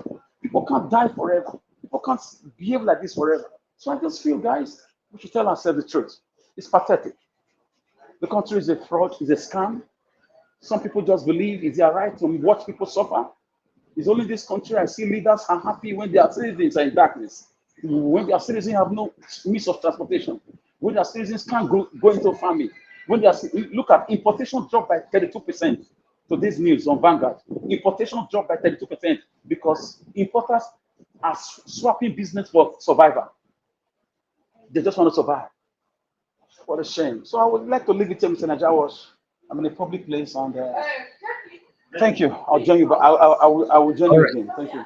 Okay, Mr. Alex. Thank you very much. Thank you. God bless you. Thanks for your submission. Okay, my people, God bless you all. God's grace, thanks for joining us. Good evening to you. I appreciate every one of you right there. You said, okay, God's grace, you said you have done your best, Najawash. I was not even thinking of voting Aswa Igodaro, but since he is the only one that have honored your invitation, he came to speak to us. We will give him the seat. Oh, others will come. Others will come, God's grace. Others will come. Let's be patient. I've sent invitations to all of them. One of them have honored us as well. So, many of them are already busy. Our campaign is about to start. So let's be patient with them. The reason why some people are thinking that, oh, Najawash is supporting Aswe and all that. Yes, I don't blame him because it's only Aswe that have honored the platform. And we talk about him all the time before we say anything with reference to him, because the only one that have been to the platform. So maybe when someone else come in now, before we talk, we'll be references to two instead of Aswe Igodaro alone. So that's how it works. So if you know you have a candidate, if I were you, go and put pressure on your candidate to come speak to us rather than you fighting other candidates that have been here already. Tell your candidate to come here, or rather than you fighting me. That, oh, Najawa, be like say your body language, like say you be God. How you tell you know people body language? You think I like pretending? I don't pretend. Amongst the three, now only one, no one may ever be my governor for those states. Only one. But I'm not going to speak. Amongst the three, now only one, I don't want me to be my governor. The remaining two, any of them will win, I will be the happiest person. Forget. So stop all this body language and not body language. And now it's this postmodernism, now they hide our feelings for you. I just don't want to say anything because if I declare who I'm supporting, it will affect other people from joining like we did on Peter Obi. So I just want everybody to be free to express themselves who they want to support in those states. Let everybody. Did you see what has been happening in Nigeria for the past couple of days? Don't you like it? Everybody are free to express themselves and put their support for their own candidate. If me don't talk my own now, then I'll be countering people all the time. If you want to talk about your own, it becomes a problem. So please understand that. Let me take this call before I come to Mr. Jonathan. Thank you for calling. Your name and where you're calling us from. Hello. Hello, madam. Good evening to you. Your name and where you're calling from. This is Osai. Good evening. Madam Osai, thank you very much for calling in. It's good to have you on the line. Please talk to us. Yeah, are we live? Yes, you are live, or you wanted to call private or something? No. Okay. Yeah, it was. What I wanted to say is the guy that called before said if Nigeria, let's say we go different way, and whether gonna join the Oduduwa or they're gonna join the Biafra. So yeah, this is my input. Edo will stay Edo, right? We might change the name from Edo to be the Kingdom of Benin. So these people need to remember. Here is the thing: they need to remember that before Nigeria was formed, Edo was a nation. Benin was a nation. Benin even had an embassy in Portugal. So just because they said we have just 5 million or whatever that is, we cannot form our own nation. You see those criminals, we will take them to our new country. We will deal with them just like the ancient time. Remember, let me make this clear to everyone. In ancient time, there was no 419 thief. All this shenanigans they are doing, hanky panky. Benin was safe. You understand? And we have the strongest army in the world back in ancient time. And we're going to take all those stuff, our ancestors, or left behind. You know, then we apply our knowledge, our recent knowledge, we will apply it to that. When we form our own nation, we are our own people. Even if we don't want to, you know, even go that way, do they forget that there is something, there was a time they did the, what's it called, referendum, when they formed a Midwest region. So I don't know why Nigeria seems to just think that Edo people are just so small like that they don't have their own personality, or they will just. If you remember clearly, Nigeria Watch back in 2 years ago when they did those whatever map, they divide the whole Edo, some part where Oduduwa nation, some part these people, they need to stop. You know, to be honest with you, they need to stop. We are our own people. We are not shaking. We in fact, we dey ground. In fact, if Nigeria, if Nigeria even said, if they divide the country, the only people that is going to favor is us, because we've already have the name, we have our own king. We go to that palace, we come back, we will form our own nation. We have Oba as overall father, then we will have prime minister. So we're not going to do all this democracy, all this nonsense. Our ancestors did all this. Our ancestors, in fact, if you look at Benin history, they manage our ancestors, our forefathers. They manage our resources better than all this whole thing. Women used to have rights in the ancient Benin kingdom. Today, women don't have any single right. Today we can talk about, we need them, we need them, all those amazing women from ancient Benin kingdom. These people think we are full. They need to stop. Thank you, ma'am. We will be our own country. No shaking. No one should worry about where we are going to go. We are our own identity, and we have it. And we the ground. We will hold the ground. Thank you. Thank you, Madam Sai. Have a good evening. Thank you, ma'am. Thank you very much. Thank you. Yeah, bye. All right. Thank you very much, my people. I appreciate you all, and God bless you. Now, let me come to the panel. Mr. Jonathan Kingsley. After Mr. Jonathan, I'll come to Augustine. Mr. Jonathan, please talk to us. Good evening to you. Hello, Mr. Elvis. Can you hear me? Yes. Yes, very clear, very clear. Yeah, Mr. Elvis. Yeah, good your evening. voice is clearer than before. Thank you. Thank you very much. How are you doing today? I'm very fine, sir. Thank you very much. Thank you. Thank you. I greet you, and greetings to everyone, all the panelists and those that are in the comment section. Those that are listening, I greet everyone. Welcome.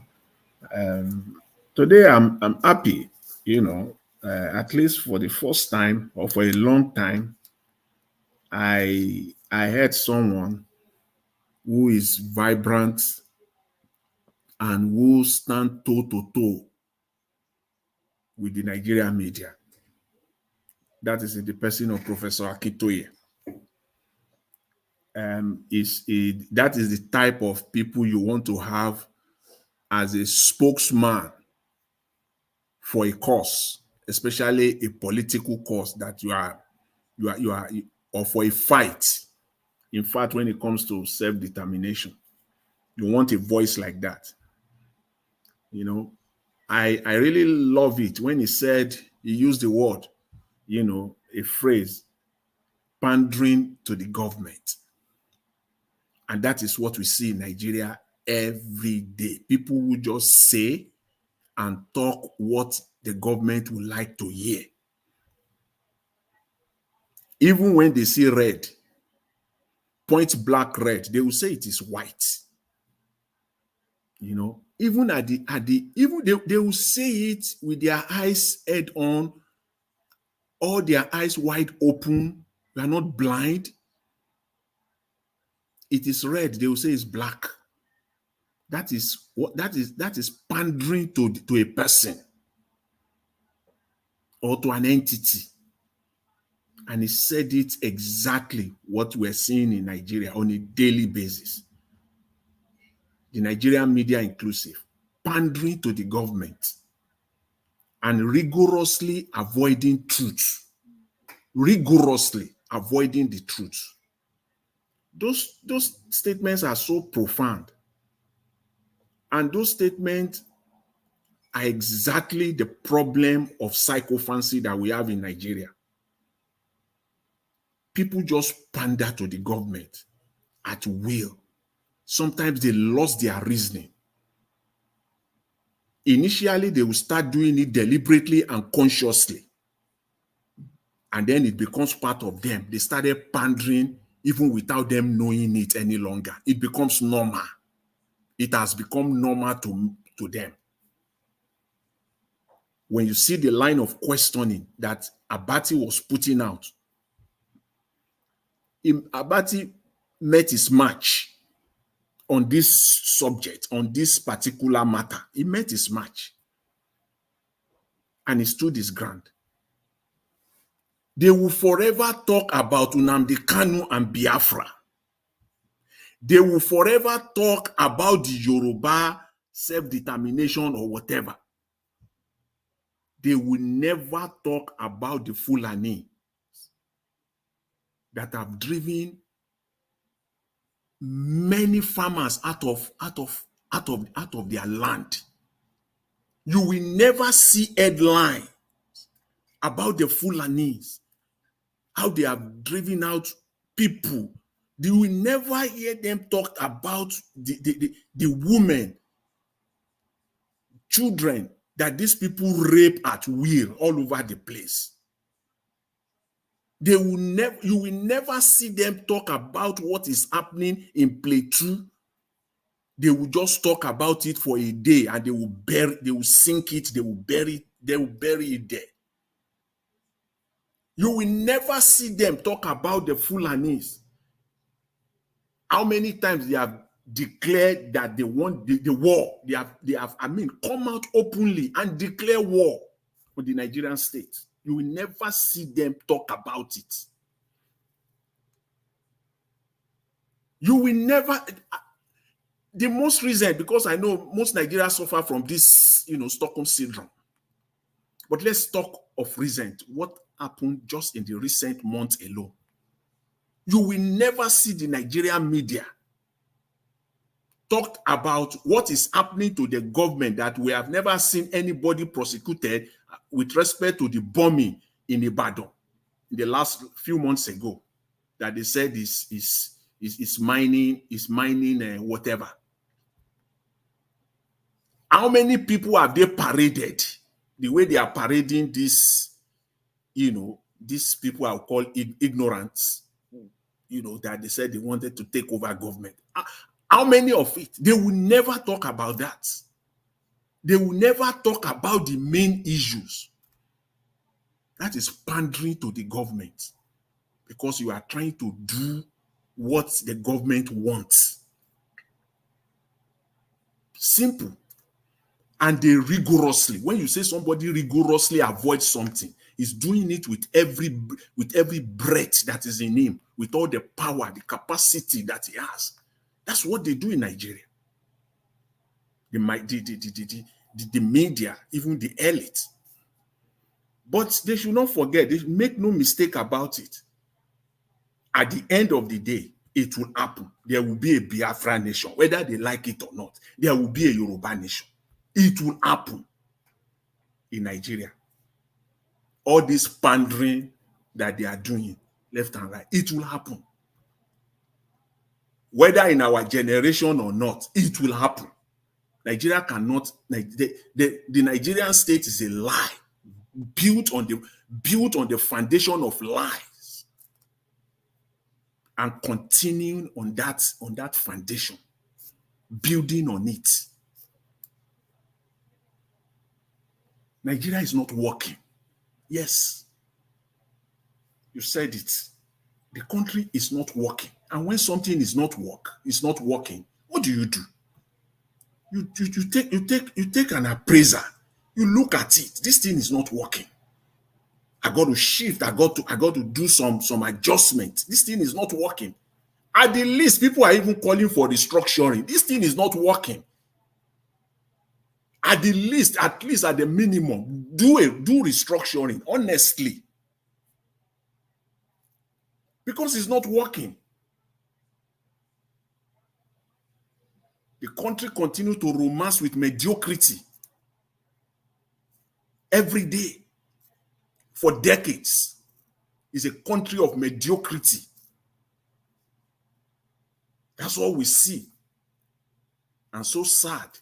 The current generation, the youth of Nigeria don't know better.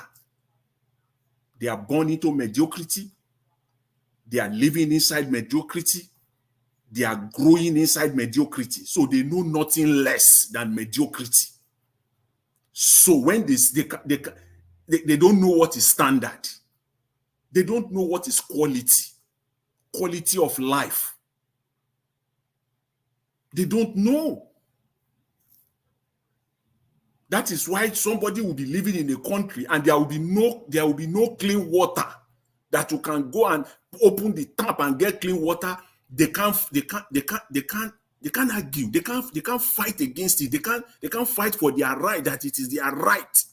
Because they don't know better. They are used to that mediocrity of borehole. People don't have electricity and they can't fight it because they don't know better. They are used to mediocrity of using generators, inverters. That's all they know. That is the best for them. That is why you will see journalists will be pandering to the government. I love it. I just love the way it brought it out. Because sometimes we don't know what to say. That is why you don't know it all.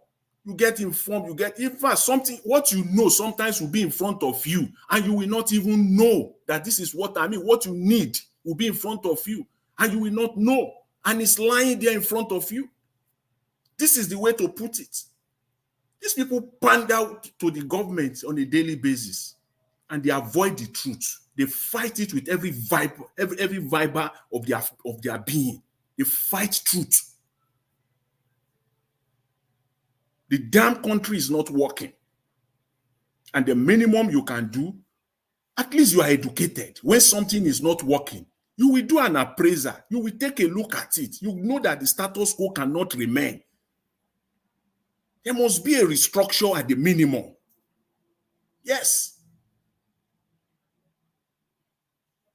What they did in Oyo State, the video that we show, is another pandering to the government. People buy in Plateau, the Plateau State University a few days ago.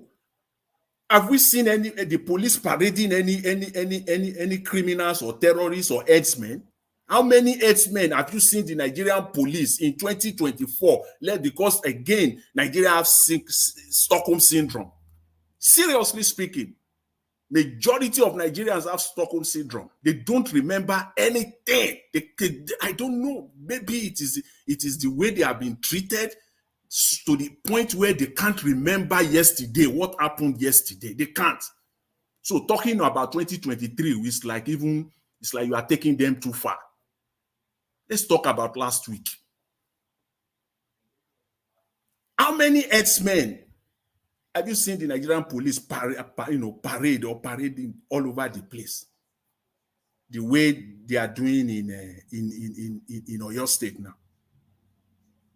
I'm not conceding that what they did was right. No, that's not the point. But to tell you that the country is not working, how many headsmen have you seen the Nigerian police or the Nigerian law enforcement paraded in the last, just 2024? You will see nothing. They go into states across the southwest, the south, ravaged farms all over the place, drove farmers out of their farms, raped their wives, their daughters, by a lot of them. You never see the Nigerian media talk about it the way they should.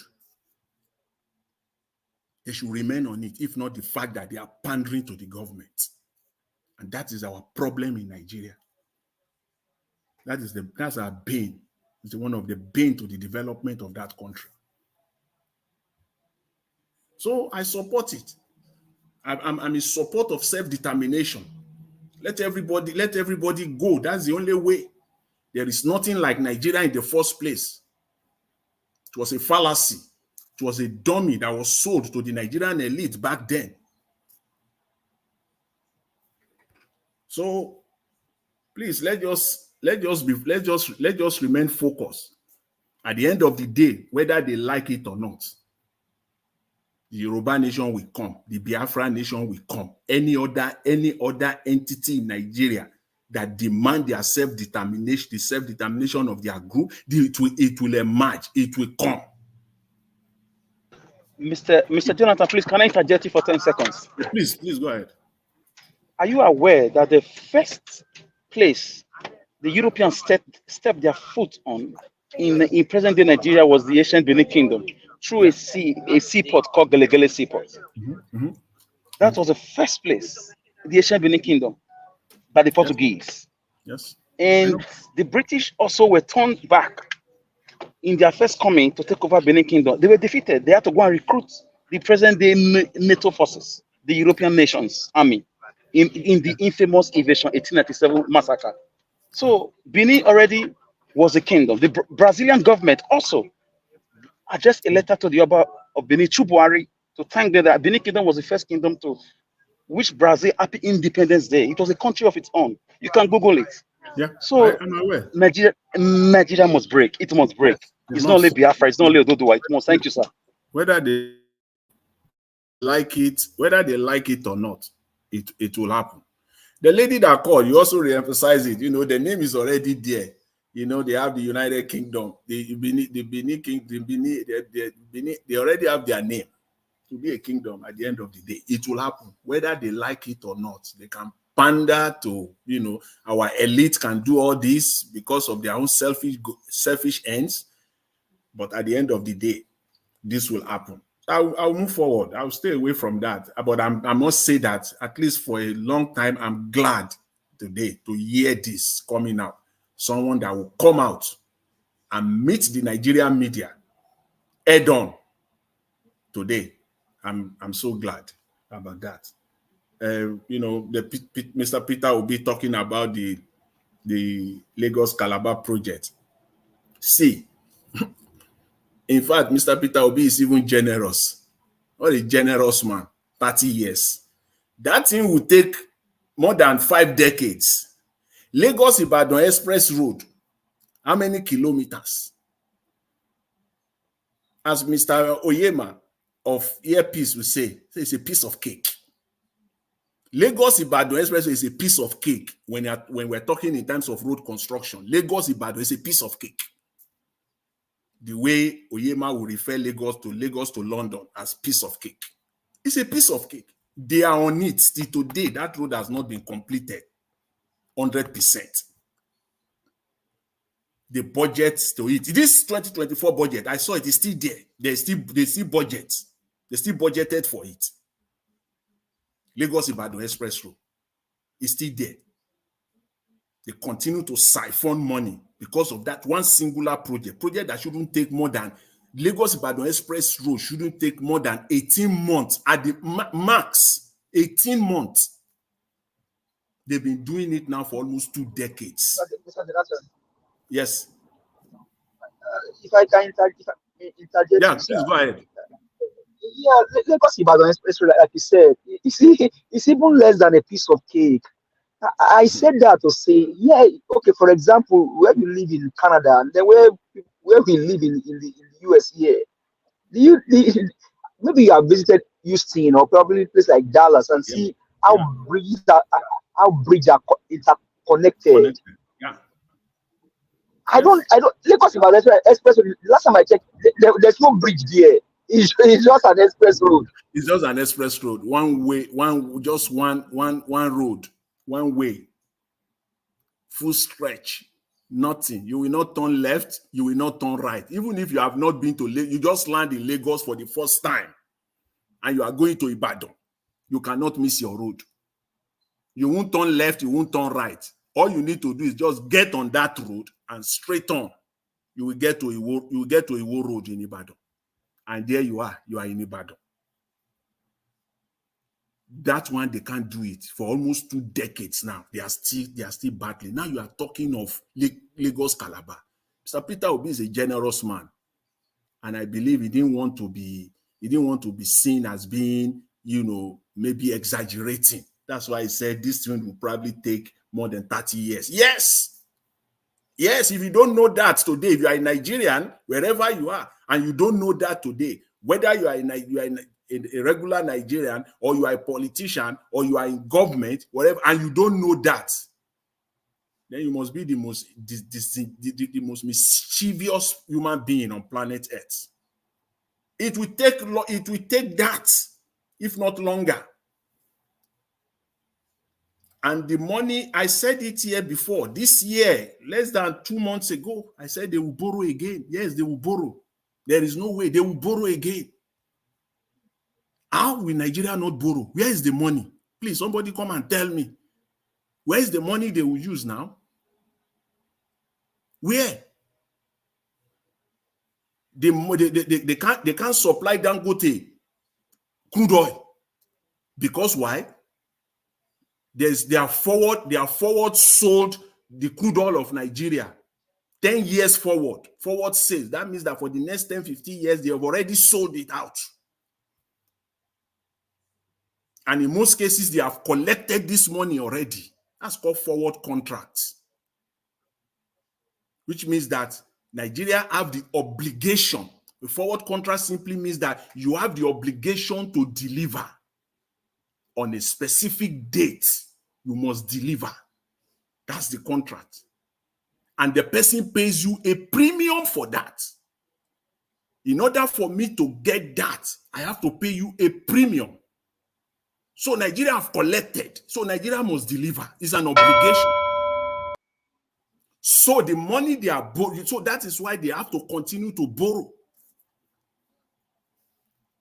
They have to continue to borrow.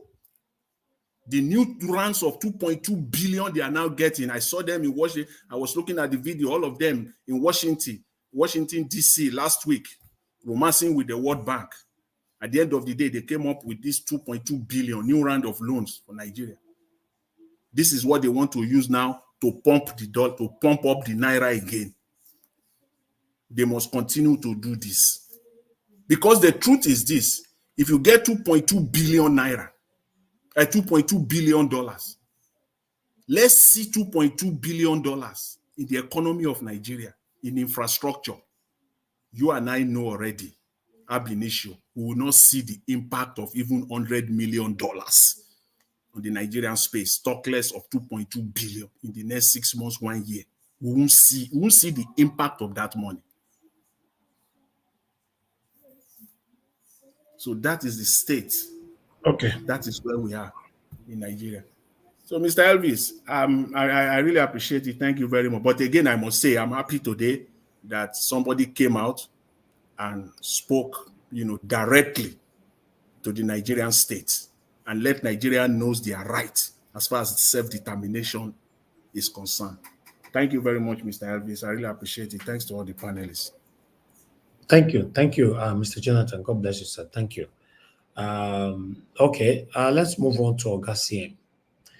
Thank you, Oga CM, for joining us. Guys, help us to press on that like button. Before Oga CM, Oga, please just hold on. Let me pick this call. Mazi, thanks for calling in. Good evening to you, sir. Hello. Hello, sir. Good evening to you. Please talk to us. Yes, good evening. Good evening, sir. My brother, good evening. Thank you for the job you are doing for Nigerians around the world.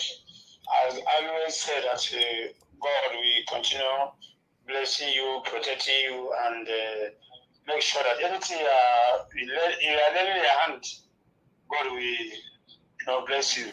And what I want to say concerning what is happening is that you can see that Nigerians are trying to make sure that that country go forward and be united. But I want to tell you, the politicians in Nigeria don't want it. It's like some people have decided to take that Nigerian name to, finish everybody. Because you cannot tell me that you are ruining somebody. They are working working for us. These people in places are working for us. What we need is what they're supposed to do. Nigerians need a better life in Nigeria, but they say no. Restructure Nigeria, they say no. They need somebody who can make Nigeria better, they say no. That is what these people want. So I want to tell Nigerians to rise up. Everyone should shine his eyes, because it's like these people want to finish this country and name it another name better. So we must shine our eyes. Even as this country is going now, you think that 2027 is going to be better? Thank How you. can they do it? They cannot do it. They don't have anything on table for Nigerians. Thank you. Allow somebody who can Nigeria to be better. Everybody, even people in abroad will come back home and say no. So I don't think Thank you. they can do. And what they're supposed to do now is to share the country. Everybody should go his own way, and that one can be better. Thank you. Thank you, my brother. Thank you, sir. Thank you, sir. Yes, sir. Okay, let me come to Augustine now. Thank you very much, my wonderful people. I appreciate you all. After Augustine, the next person will be give us a mandate. Augustine, good evening to you, sir. Okay. Please talk to us. Okay. Yeah. Good evening, Niger Watch. Good evening. Thank you very much.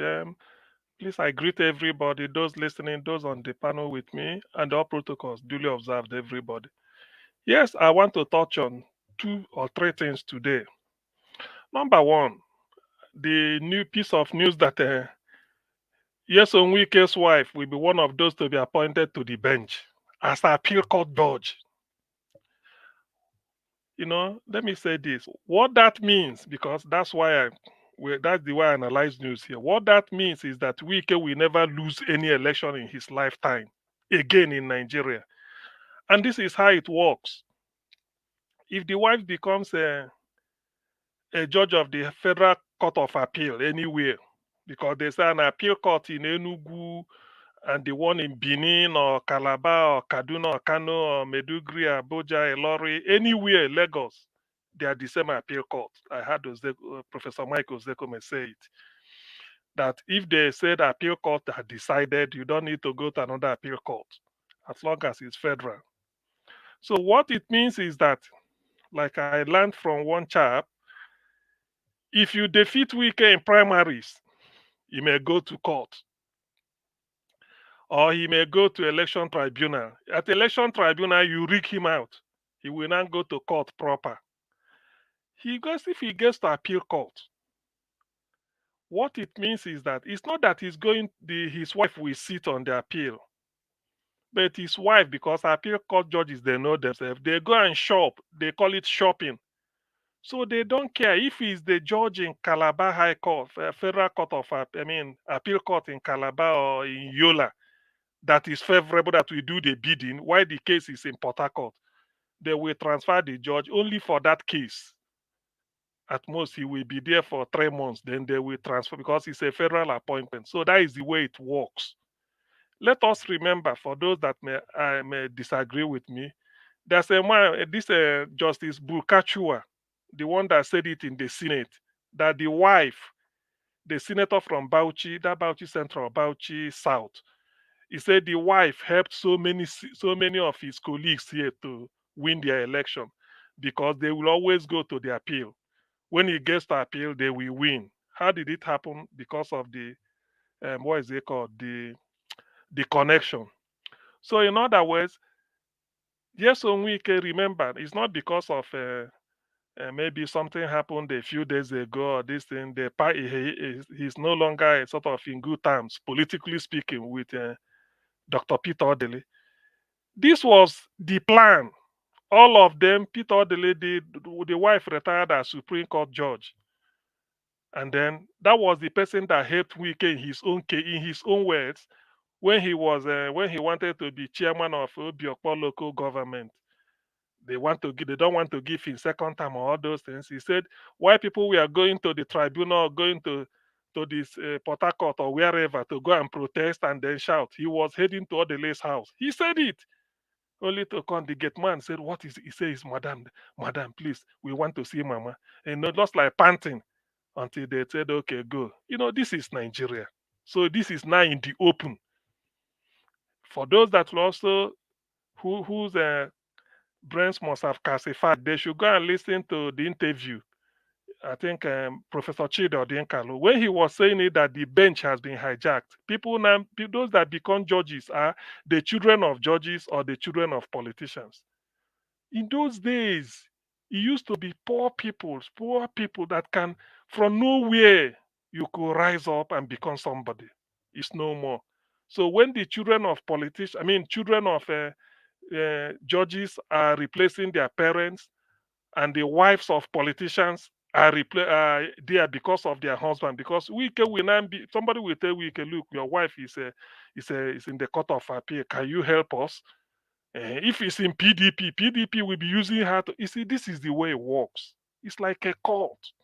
So we will not be a kingmaker. If you want your case, you go and be with we beat price with you. Tell the wife, say, look, I've collected money. Look for a judge that will do the bidding. They will go and look for the person and buy the person off. So that is the way it works. So that is corruption writ large in the judiciary. So for those that do not know, that is the pointer. Sometimes I like to start from conclusion to discuss and move to introduction. I don't go the other way again. I conclude before I start. So that is the issue, and that's why that thing is taking place.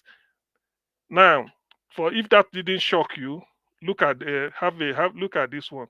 Whatever whatever Wike want to do in PDP, he's free to do it. They can't sack him.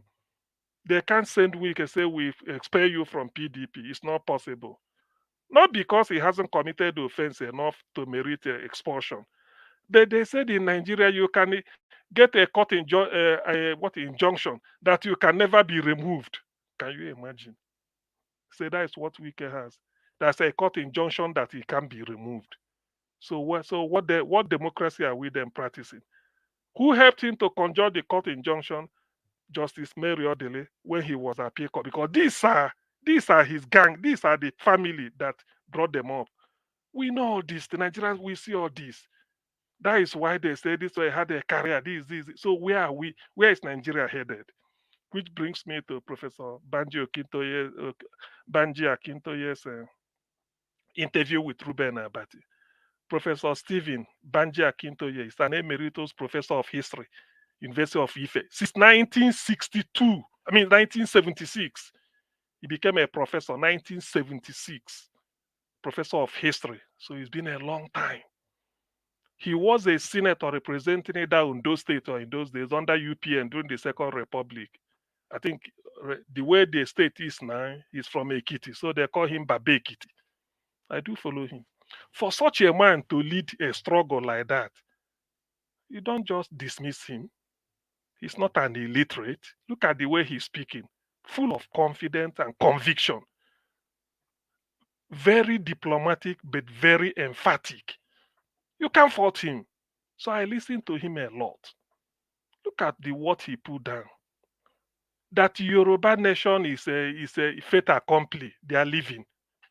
I remember the interview he granted either two years ago with Yomi Koiki, who was doing who is anchoring their destiny in UK. He was saying that they foresee a violent uprising in Nigeria. The Yoruba are not interested in fighting anybody. They don't want, and they don't want anybody to fight them. So it's better they move out of the way before the thing sweeps the country. That's a very diplomatic and powerful statement. He said they are not interested. It's like you've seen a what is it called, a raging bull. You have to run away before it gets to you. Or the train, you see a train, you can't stand on the wheel of a moving train. So he's seen it, he has seen it. And what is that raging thing? The Fulani invasion. This Islamization we are talking about. Despite all that happened, now look at what is happening on that Tinubu. In his own words, people phoned him from Oyo State that they can't go to farm again. They've started, the Fulani invasion has started. He felt that Yorubas are civilized. They don't want to live in a country like that. Not because they hate anybody. He said anybody is, which means, unlike what happened in 1967 to 1970, that is, let me just draw a lesson from there. I know that now, if any part of the country is hoisting their flag, the Yoruba with Professor Akintoye's interview, we not go against those people. Or like what happened in 1967. That's what he's saying. Everybody is free to find their way, but you can't stop them. That they want it. That's why they are sounding a note that they want to leave. So in that case, where does he leave us? Where do we go from there? I will suggest where we go, where the Yorubas are advised them to go from there, is to conduct a referendum. I mean, why do we always pretend until we start to see a red oil everywhere? Is that what we want? Conduct a referendum. Obviously, there are people, one or two, there are some Yoruba people that we say over their dead body, they are not going anywhere. It's okay. Conduct a referendum. Simple majority. Whichever logic that wins carries the day. Same thing, Dito, for my Biafran people and whoever wants it. Nigeria is dead now. What else are you talking? They've been borrowing money. The money they are borrowing now, they are hoping that it's like you are taking money from somebody. Say, look, I'm taking this money. See this my son. Yes, he's in class 3. 2 years time, he will write his West African school certificate examination. When he pass and come out, he will go to university. By the time he finish reading history and masters or reading law and go to law school and start practicing, just give or take 21 years, he will pay you back. That is the type of loan Nigeria is taking. Even with our crude oil, we are taking it. So it's like we are selling the country indirectly. We are selling the country. I listened to an interview in which they say Nigeria's external, both our debt now is 97 trillion. What are they being used for? Nothing. So these are the type of things that Professor Akintoye must have seen. And he said they've written a letter saying, this is what we are sounding Nigeria, that we want to leave. So and like I read the letter, I read the epistle, he is saying that when Nigeria acknowledges, they will now raise their own dialogue team, the Yoruba nation. Then Nigeria will raise them. Then they sit down and iron out areas of differences and then formalize it. They are not so that if you now want to come and invade or your state or anywhere, hey, they tell you that this is a different country. You can't do it. You see, before restructuring was good. Before this onslaught of Fulani headsmen, let's say in the 1999, it wasn't like this. People were shouting. But now he has seen that even if you restructure Nigeria, it won't stop.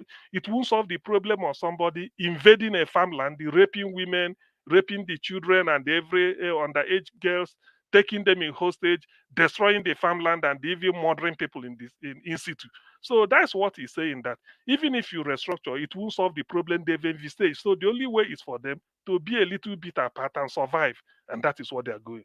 So what is good for the geese, if the Yorubas are the geese, is also good for the gander, like my people Biafrans and any other person, not just me. So nobody should be afraid.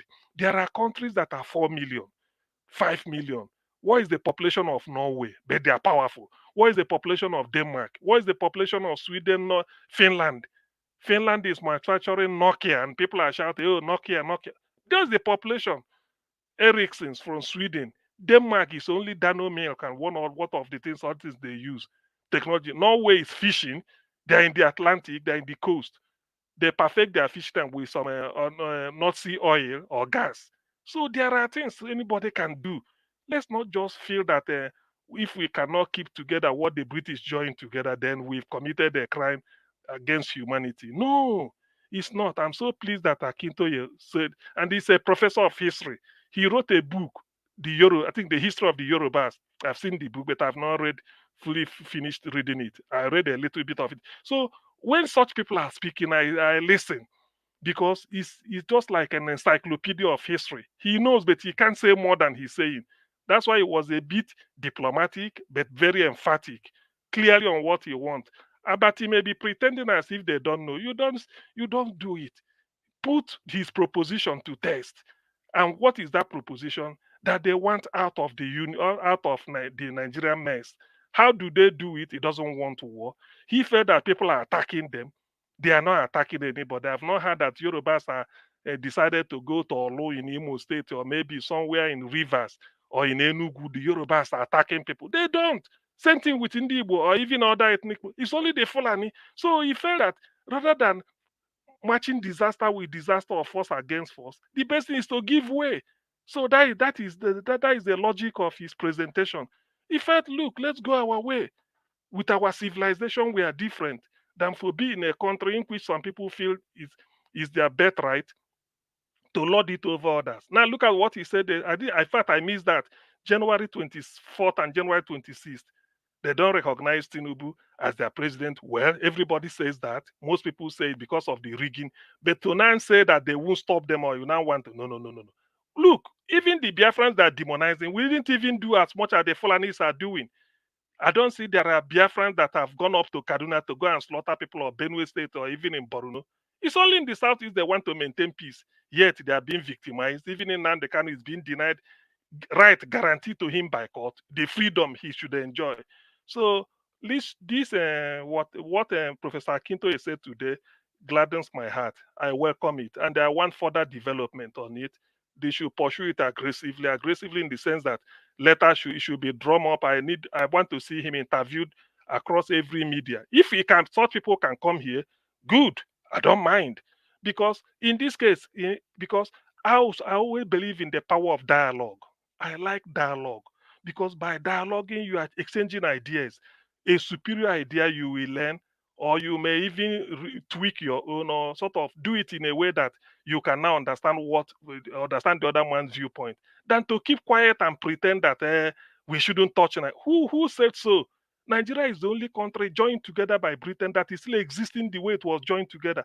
All others, they've seen reasons to go their separate ways, and they are living in, and they are all they are living, they are having their various their various stages of development. Nigeria Watch, I thank you very much. I will come back with P2B's analysis of the Lagos-Calabar highway to fraud. Thank you very much. Thank you, Augustine. God bless you, sir. Thank you very much. Mr. Consign, you're supposed to be give us a mandate, but you came back. I'll come back to give us a mandate. Mr. Consign, please talk to us, sir. Okay, it's not there. Give us a mandate. Please talk to us. Hello? Okay, Hello? Mr. Consign, you're back. Good evening to you, sir. Please talk to us. My brother. Go ahead, sir. Thank you, sir. Good morning, good afternoon, good night. How are you doing today? Very good, sir. Thank you. Thank you. All the whole panelists, I thank everyone. I think Mr. Les is there. Mr. CM, I heard all of you. Madam Luke, I heard all of you. Give us a mandate. I heard all of you. Dr. Kinsley, Dr. Jonathan Kinsley, and the Mama Diaspora. Well, I want to start with this.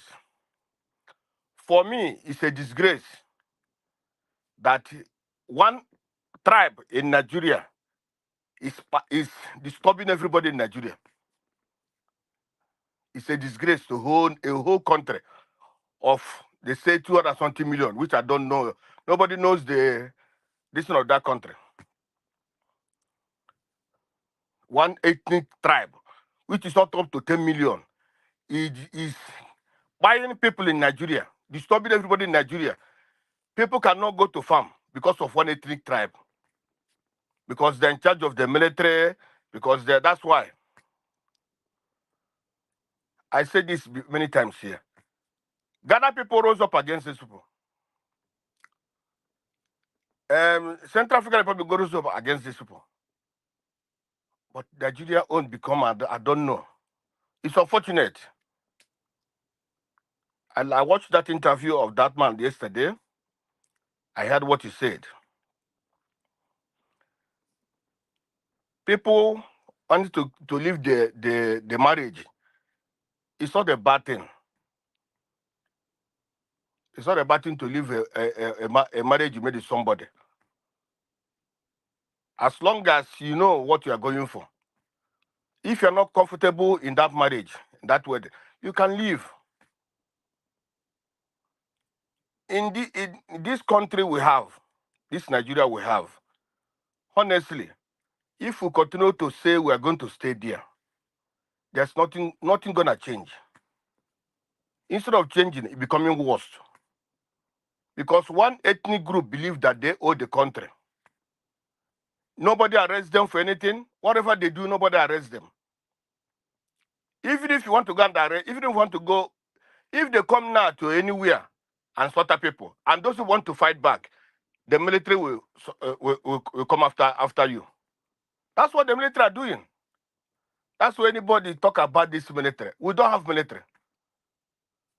Military went and by the people of Okuama leveled that place because of 19 people that they said they killed. Before they buy these people, before they level Okuama,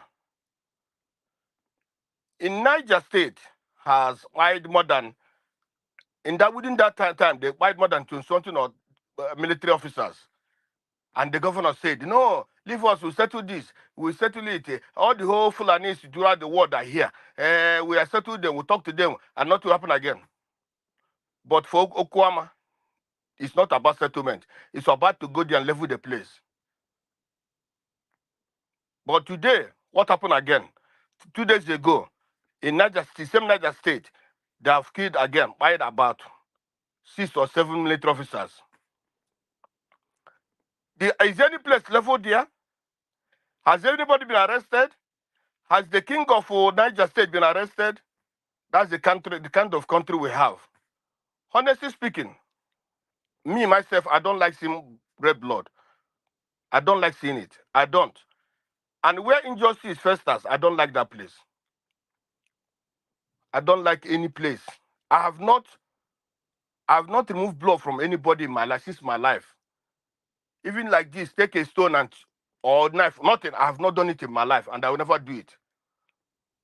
I don't like seeing red blood, red oil. I don't like seeing it. But for this kind of things to be happening in a country where we believe it's our own, some people are first citizens, and some people are second citizens. Some people are third citizens. Because we are sharing one country. Even those that are buying you don't know where they're coming from. First, they are coming from far. Later, they are Nigerians. It's unfortunate. Aerofy and his cohorts go and bring these people. They give them different. That was the time Aerofy said, these bandits, nobody should call them. They are just making business. Like the Igbos are making business.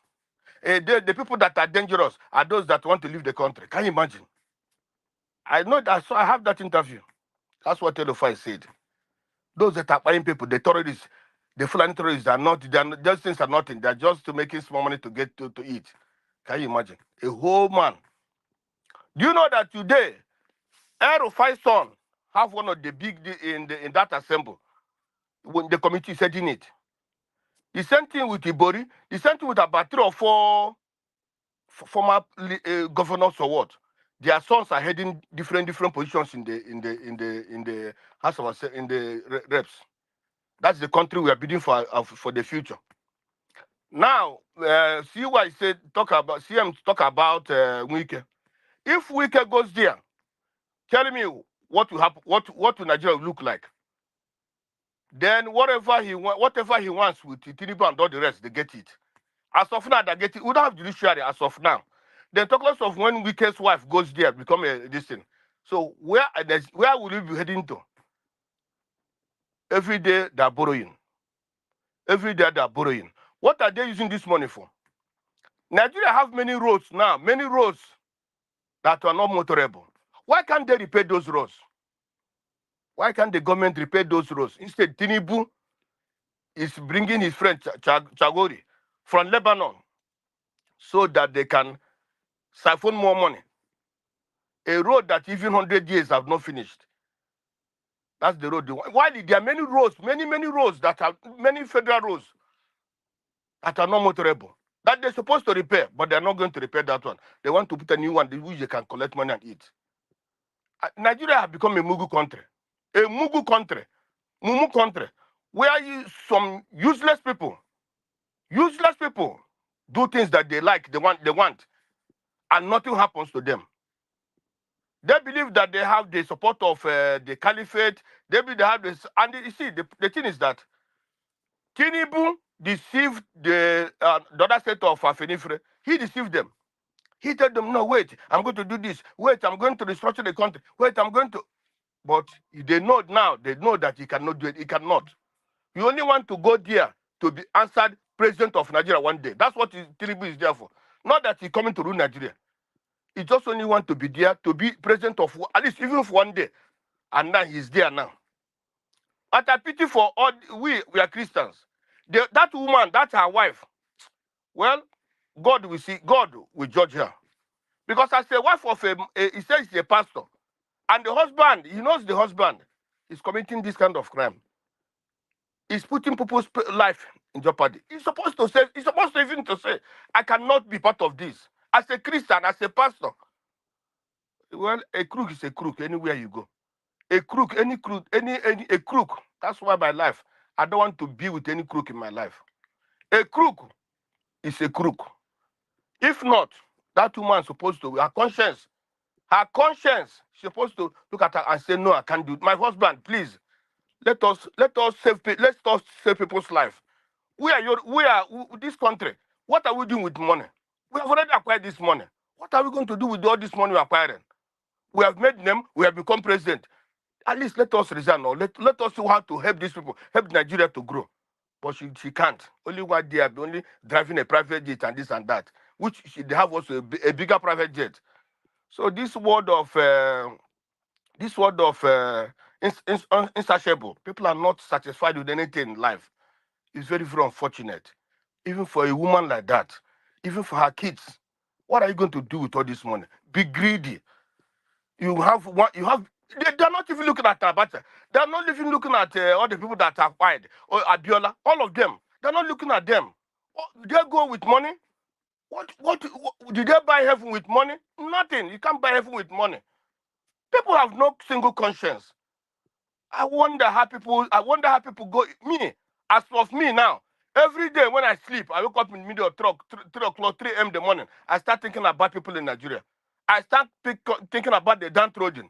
I start thinking about those that have nothing to eat. I start thinking about them. Sometimes I do whatever I can do, I do. But these people have got this money more than anybody. But at least they don't even think of their fellow human beings. Those that are not eating anything, those that even don't have $1 to eat. They don't think if those that are crying on the road. Look at our women today. Our women have become hookups. Our children have become killers. The small kids. They don't even think of those things. They don't think about their people who cannot even afford one meal a day. Even instead they're giving them bag of rice. You give somebody bag of rice to do and do with what with bag of rice? You give bag of rice. Did you give money? Did you give money to eat? Nigeria have lost it. We really have lost it. When people have no single conscience, how can you live? How can you stand up and you see people in that kind of situation? You don't even pity for them. What to make Nigeria, honestly speaking, to make Nigeria great today is very, very simple. If Tinubu want to make Nigeria great today, it just will take him just 6 months or 1 year. Honestly, Nigeria become a great nation. All these people that are buying people, all these Fulanis, call them. Negotiate, talk to them. All these people that you think that put you there, talk to them. Tell them, please, let us make this country a better nation. All these people agitating, talk to them. They equip the military, equip the police. It's very, very easy. You see, you put the money where it's supposed to be. All the infrastructures, try to start repairing them. Try to see that you get people to get job. Try to talk to the finance community, the international community. Tell them. We see that Nigeria we invest in agriculture. Invest in agriculture. See that the money that are being siphoned are no more being siphoned. After that, you see the international community, when they see that there are changes in Nigeria, they will start, when they see that the president has changed, the ministers, remove these ministers you put there. All these people that are working with you, remove them. Bring people who are trusted. Bring people who have integrity. Honestly speaking, with all these things, all these good reforms, Nigeria will be a great nation. In the north, they are destined to make agriculture. All these people that are killing people, bring them, arrest them, put them in jail, start trying them.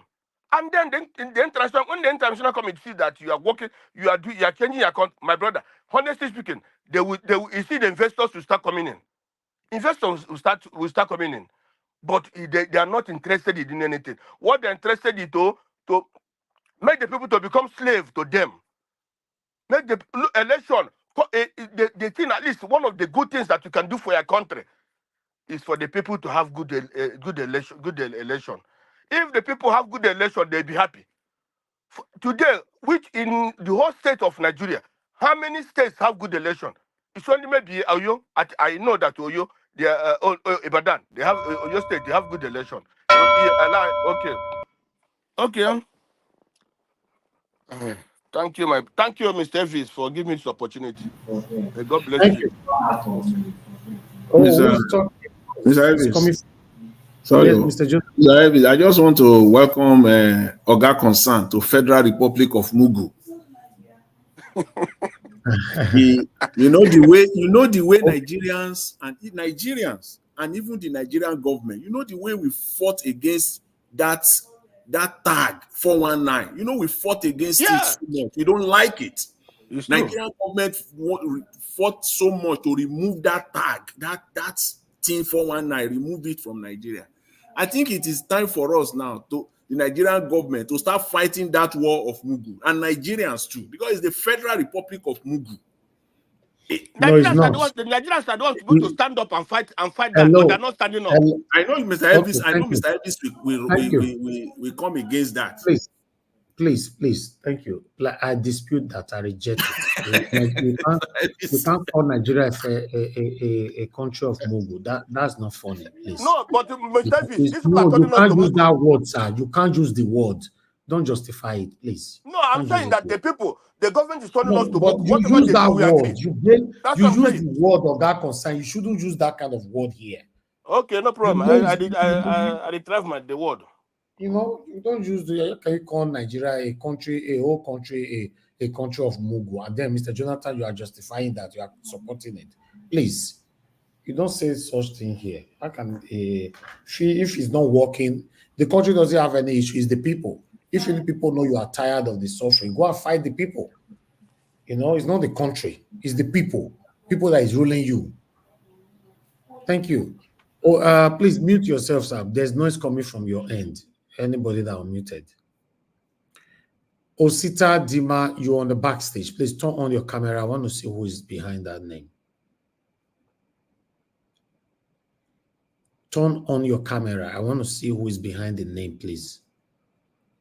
Okay. Now you. Okay, that's you. Thank you. All right, you can turn it off. Thank you. Thank you, sir. Thank you for joining us. Thank you. Okay, I'll come back to you shortly. Okay, let me see.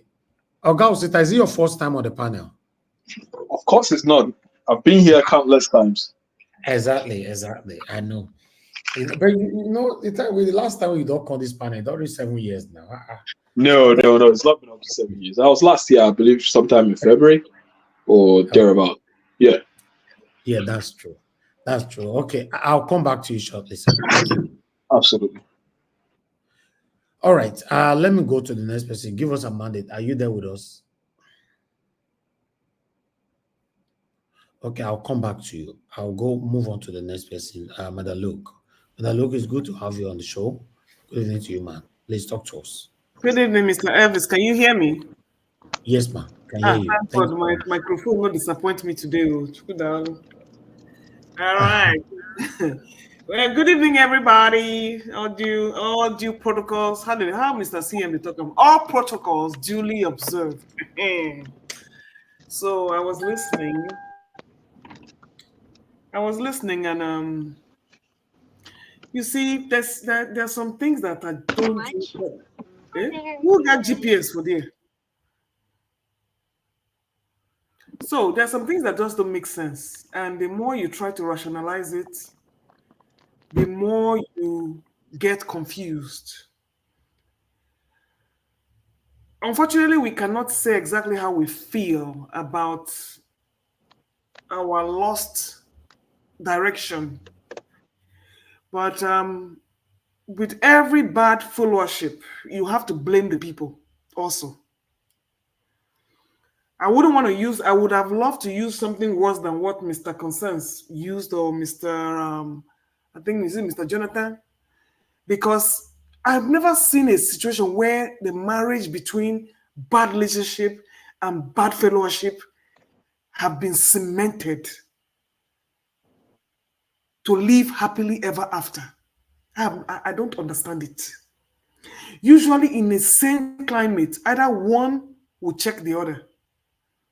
But in Nigeria, the fellowship is just as bad as the leadership. Only because, like Mr. Jonathan has always said, this generation has never seen anything good. So the norm is just abysmal. I was listening to what the Oduduwa people were agitating for. It's not different from what Samonekba and the others are doing. But is it realistic? I never, it's nice to have a place where people can disagree on a platonic note. But it can't happen in Nigeria. Even if it does, I don't trust the sustainability. I do not. And I am of the belief that it's just going to be worse than what we actually have now, because you're just going to have little splinters of bad governance. That's what you're going to have. Because I've always felt it in my bones that if things are going to improve, you will see it on ground. This same Odua, this same Biafra, this same Niger Delta, what are they doing on ground to show that they are even going to be able to manage themselves effectively? Do you need a geographical boundary for you to be able to achieve what you want to achieve? The answer is no. So at the end of the day, I'm just going on the gravy train because it's my only outlet to channel some form of hope. Because what we have now is not it. What we have now is not it. In fact, it's a curse. And like I said, out of respect for the forum, I won't want to say the things I really want to say. That's why most of the time I stay away because I don't have a filter. My filter, I don't think I was even born with one. As I think it, that's how I speak it. So most of the times I rather not even speak because I have to be sensitive and I have to have some modicum of self-control. But the anger still boils. And I always look for something to lash out on. So with everybody's advocating for a breakup here, breakup there, breakup here, breakup there, that's not the solution to Nigeria's problem. You need to fix your rot in your local government before you even think of separating. And I don't see any green light. I don't see any possibilities. I don't see any hope. And I don't see any light at the end of the tunnel, except it's an oncoming train. That is the only thing I see. And then going back to the highway to nowhere, you all have said it all. The ones that you have not maintained, and you're building new ones. I don't understand it, but we do know why. When you have a drug baron ruling you with a wife as a what will I call it? Co-sponsor or accountant, a co-wife to the mafia warlord. What makes you think she will have a conscience? These are people who sold drugs to kill pregnant women, to endanger the lives of mentally or physically or psychologically challenged, addicted people who lost their lives because of the availability of that trade. When they were busy buying animals, and we saw it on the everything were revealed when David Hudeyin was how they were buying animals so that they can load up their what and then go back and poop it out to sell. They did all these things. They were drug mules, and you expect a drug mule to have a conscience. I don't really think that people understand the mission of Bola Ahmed Tinubu in Nigeria. It's not for Nigeria. It's for himself. And you've said it many times. Don't expect anything good. Don't expect him to feel your pain. Don't expect him to say, yes, I have seen the light, or I'm born again. A crook will always be a crook, especially a Nigerian one. All this one they're doing with Ganduje and what's his name? Yahaya Bello. You want to know what's going on? Something has gone down. There is something going down towards 2027. So this is all to clamp them down so they become impotent politically. Because you got El Rufai on one side, you got Yahaya Bello on one side. Too many aggrieved. And everything is happening behind closed doors. We don't know what they did. But here they are, witch hunting upon witch hunting. And they'll say, yeah, this as long as they catch one. See, it doesn't cut it. If you want the justice, it has to be equitable and it has to go around. It has to be fair. But when you don't have justice that is fair and equitable, of what use is it? You cannot tell me because of the ones you caught, it's going to be okay. No, it's not going to be okay. It's not. So while we keep looking, the crime spree keeps going on. Whatever they're doing with the Naira, it keeps going on. The country is just going on autopilot right now. Strictly on autopilot. Tinubu is insensitive. And Mr. Peter Obi said it all. That project will never be completed in the next 30 years. And guess what? Where do you think the money is going to go? Like Buhari shuffled his own to Niger. Tinubu has a way he's not keeping it in Nigeria. Obacha just sent his to Ethiopia. So they all have countries where they launder this money and they all have where they go build their own paradise. And my prayer is that when they die, I hope they take it with them. Where is Abacha's loot today? It was relooted, Abi. Most of these people that are hiding money and doing all these things, I don't like Mr. Scorsese said, what are you doing with this money? There's the kind of money you will have, it becomes sinful. And I thank God for bringing me to a foreign country so that I can really realize what is important. And I thank God that I work in the healthcare. With the kind of things I see every day, anytime I come home, I'm giving away stuff until my house is going to be empty. That's my goal in life. I want to live in an empty house. Once I wear my clothes once, I don't keep them in my closet. I give them away. I don't keep them. I might get another one, but as soon as I wear it, I take a picture with it, I give it away. I want to live in an empty house. And by the grace of God, I want to spend all my money here before I depart this planet. I don't want to leave it for nobody. I don't want to save for no rainy day. I want to leave it and enjoy it while I'm alive.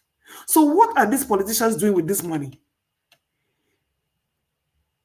Except just flaunt it around and just be sacrilegious about it. So my people, on that note, we'll come in here, we'll keep talking. Like people said, it's never too tired to talk.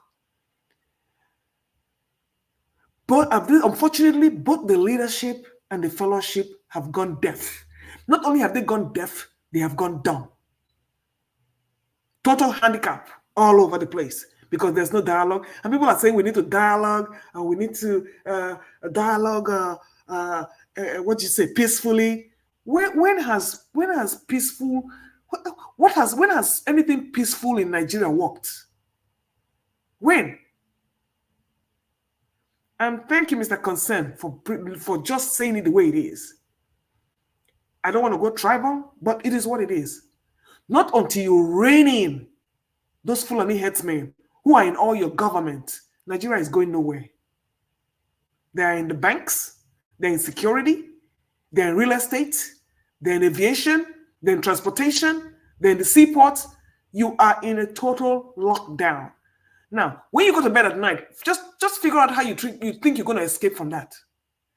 My answer to you is there is no way out. Generations have come and gone. Your generation will come and go. The one after you will come and go, and we'll keep going through this mourning and groaning.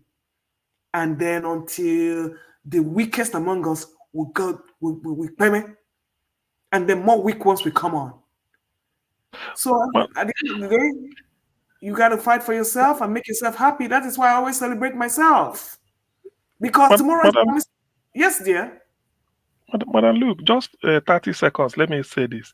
Please. You know, you've painted a picture of hopelessness for Nigeria. You are not alone. We all know about this. But somehow, some people somewhere felt that the only way they can let them go away and be on their own. I mean, I don't. That is for people to, even a professor Oguntayi, to be advocating this. They've had it up to here the way they talk. It's so Nigeria. Look, do you know that this law debate sometimes since 2010 people have been saying it, yet more than 12 years now or 14 years now is getting worse. So people felt that those that can see tomorrow, they just felt that, look, is it not better we stay on our own? And not that when they go, it becomes a dorado, but they can now micromanage a small problem. For instance, like according to Professor Akintoye, he said nobody can come and invade Yoruba land and start to slaughter them again on the basis of one Nigeria. So that alone is enough reason for them to preserve their civilization. And so with other people, that's what I'm trying to put in. Thank you. Okay, you're right. And I will just say quickly, I repeat, if you cannot micromanage yourself where you are now, it's not hopeful. What is wrong with, okay, you are Odua, get like minds in your state, start doing things together, but all you have are pockets of dissent. Even in the Biafra, you have this faction. You see Oduduwa now, one faction, this faction. When are you going to agree to do something? When are you going to agree to do something? Over 300 languages and tribes? And then when you are just by yourself, another one will now come and oppress the other one, backed up by some Fulani headsmen. You see, I don't see it happen. They will now go and contract killers, Fulani headsmen, to come and oppress themselves. And then yes. Madam, look, if you permit me just for 10 seconds. We're only 6 here or 7. I think. Yeah, thank you. See, the division you are bringing out, yes, it does exist. That's a fact. But it's being perpetrated much more by the government and not by the people. Because Nigeria is not fixable. If it is fixable, even if the groups internally, the Yoruba people, the Biafrans, the Edos, the other part of Nigerians, the Jaws and everything, if it is fixable within them, there will be no need for separation or the call for separation in the first place. It is not fixable. And it is being perpetrated by the government. Yes, they are dissidents. You call them dissidents among each and every tribes. We have them. And you cannot discard that. They are there. But they are not enough to stop the movement. They are not. They are just in the minority. They are a group of dissidents that should be taken care of. And they will be eventually. Okay. Thank you. All right. On that note, I yield because I don't want to repeat myself again. Charity begins at home. Thank you. Thank you, Madam Luke. Thank you very much. God bless you. Thanks for your submission. All right, let's see if Give Us a Mandate can speak now. Yeah, can you hear me? Yeah, I can hear you. Thank you. Thank you. Good evening to you. Please talk to us. Thank you very much. Maybe, you know what, let the person that come behind me go, and then once they are done, I'll be ready by then. Sorry, I'm in the middle of something. Okay, that's fine. Thank you. But you need to be coming down, or you need to be coming down. If not, we'll push it or come up for defense. You need to be coming down. Thank you. All right, let me come to Oga Osita. Thank you very much for your time with us today. Good evening to you once again. Please talk to us, sir. Hi, good evening, everyone. And good evening, Liam. Liam is a very good friend of mine, on platforms. Thank you, sir. Although I didn't start, following you guys initially because I just came and saw you are live, and I saw the link and I decided to get in. But from the little of what I've seen, heard from the conversations people are having, first of all, I want to put it out there that what makes agitation for separation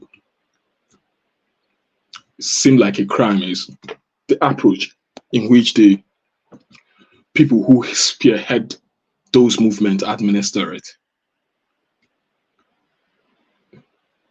If you look here in the UK, the Scottish people, they are seeking referendum.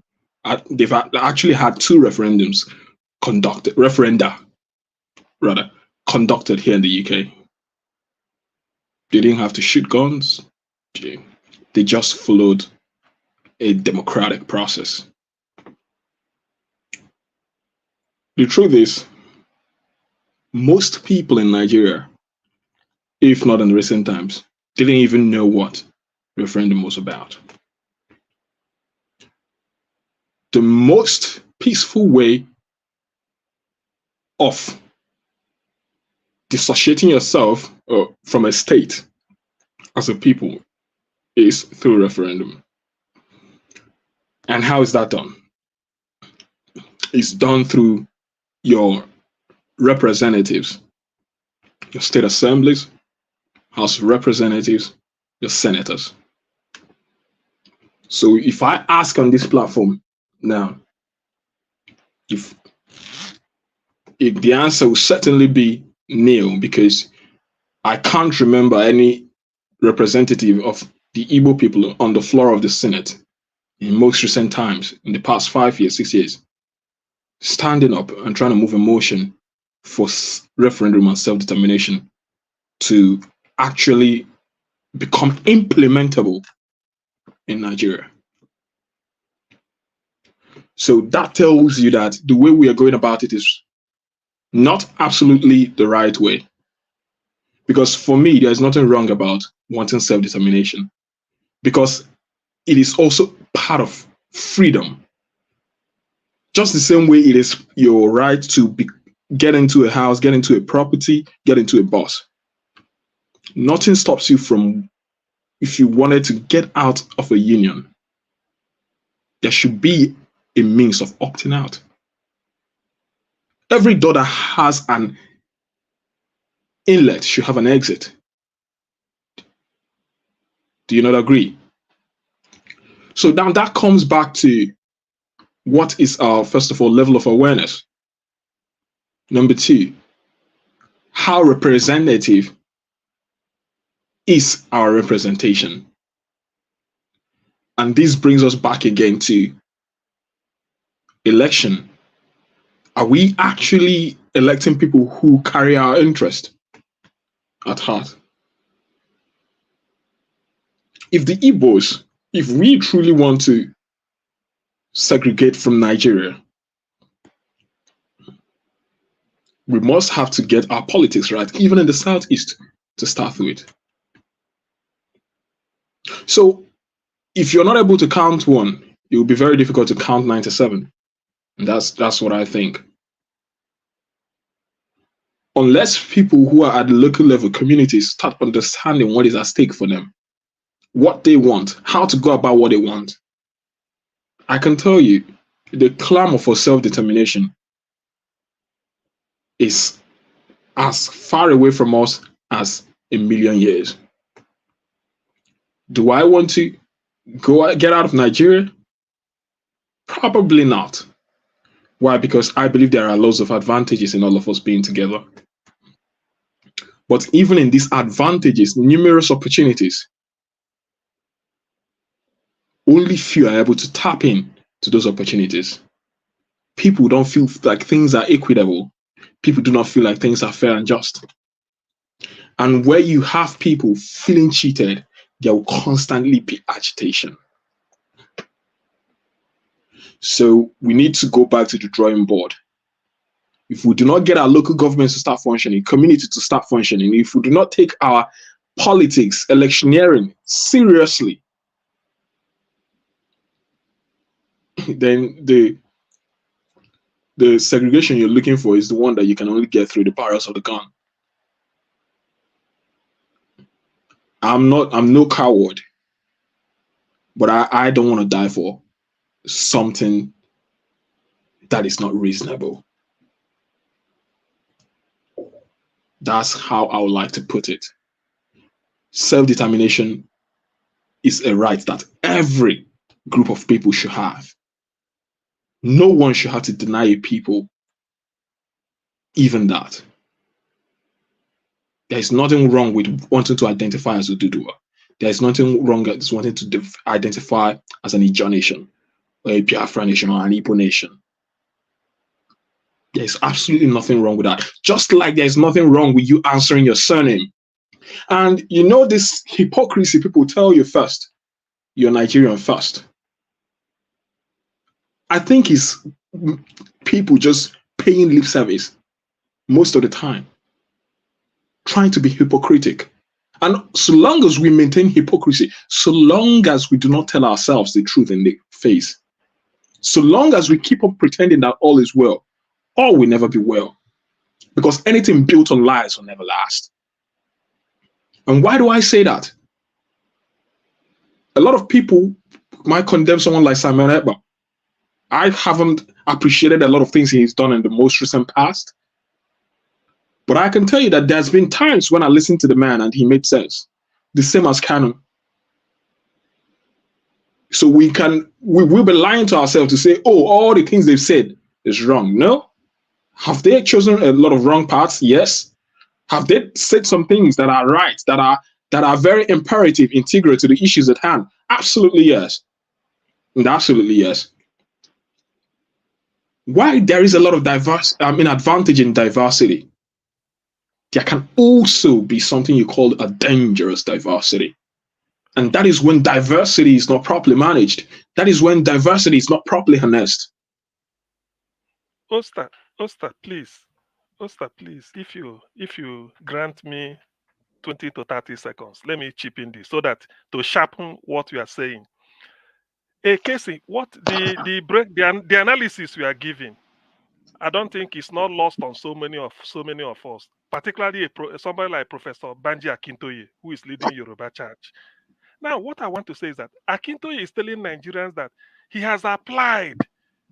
This is not armed. There's nothing like violence. He has told the president, written a letter that the Yorubas want to go away.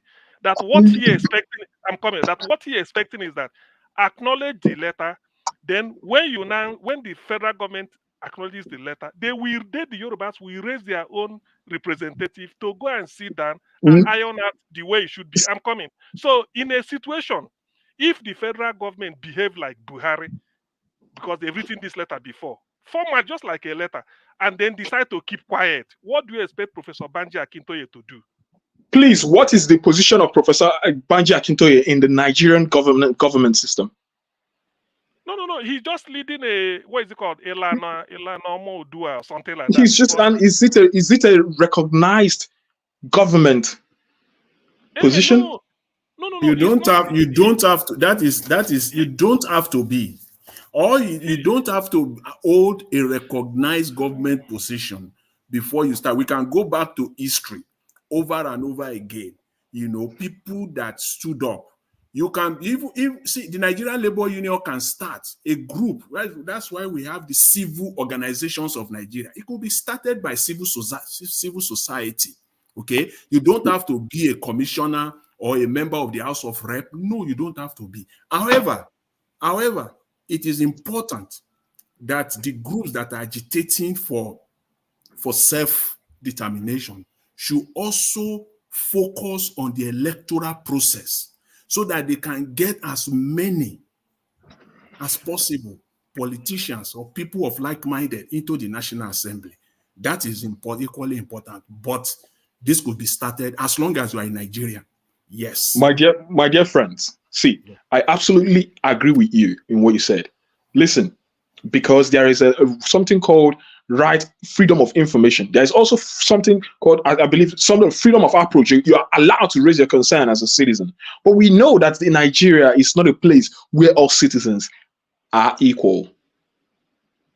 If an ordinary man in the street where our plea, where he come to a city. See, even the point Hold on, please, just let me land. Can you just let me land on this, and that I could leave the floor. Okay.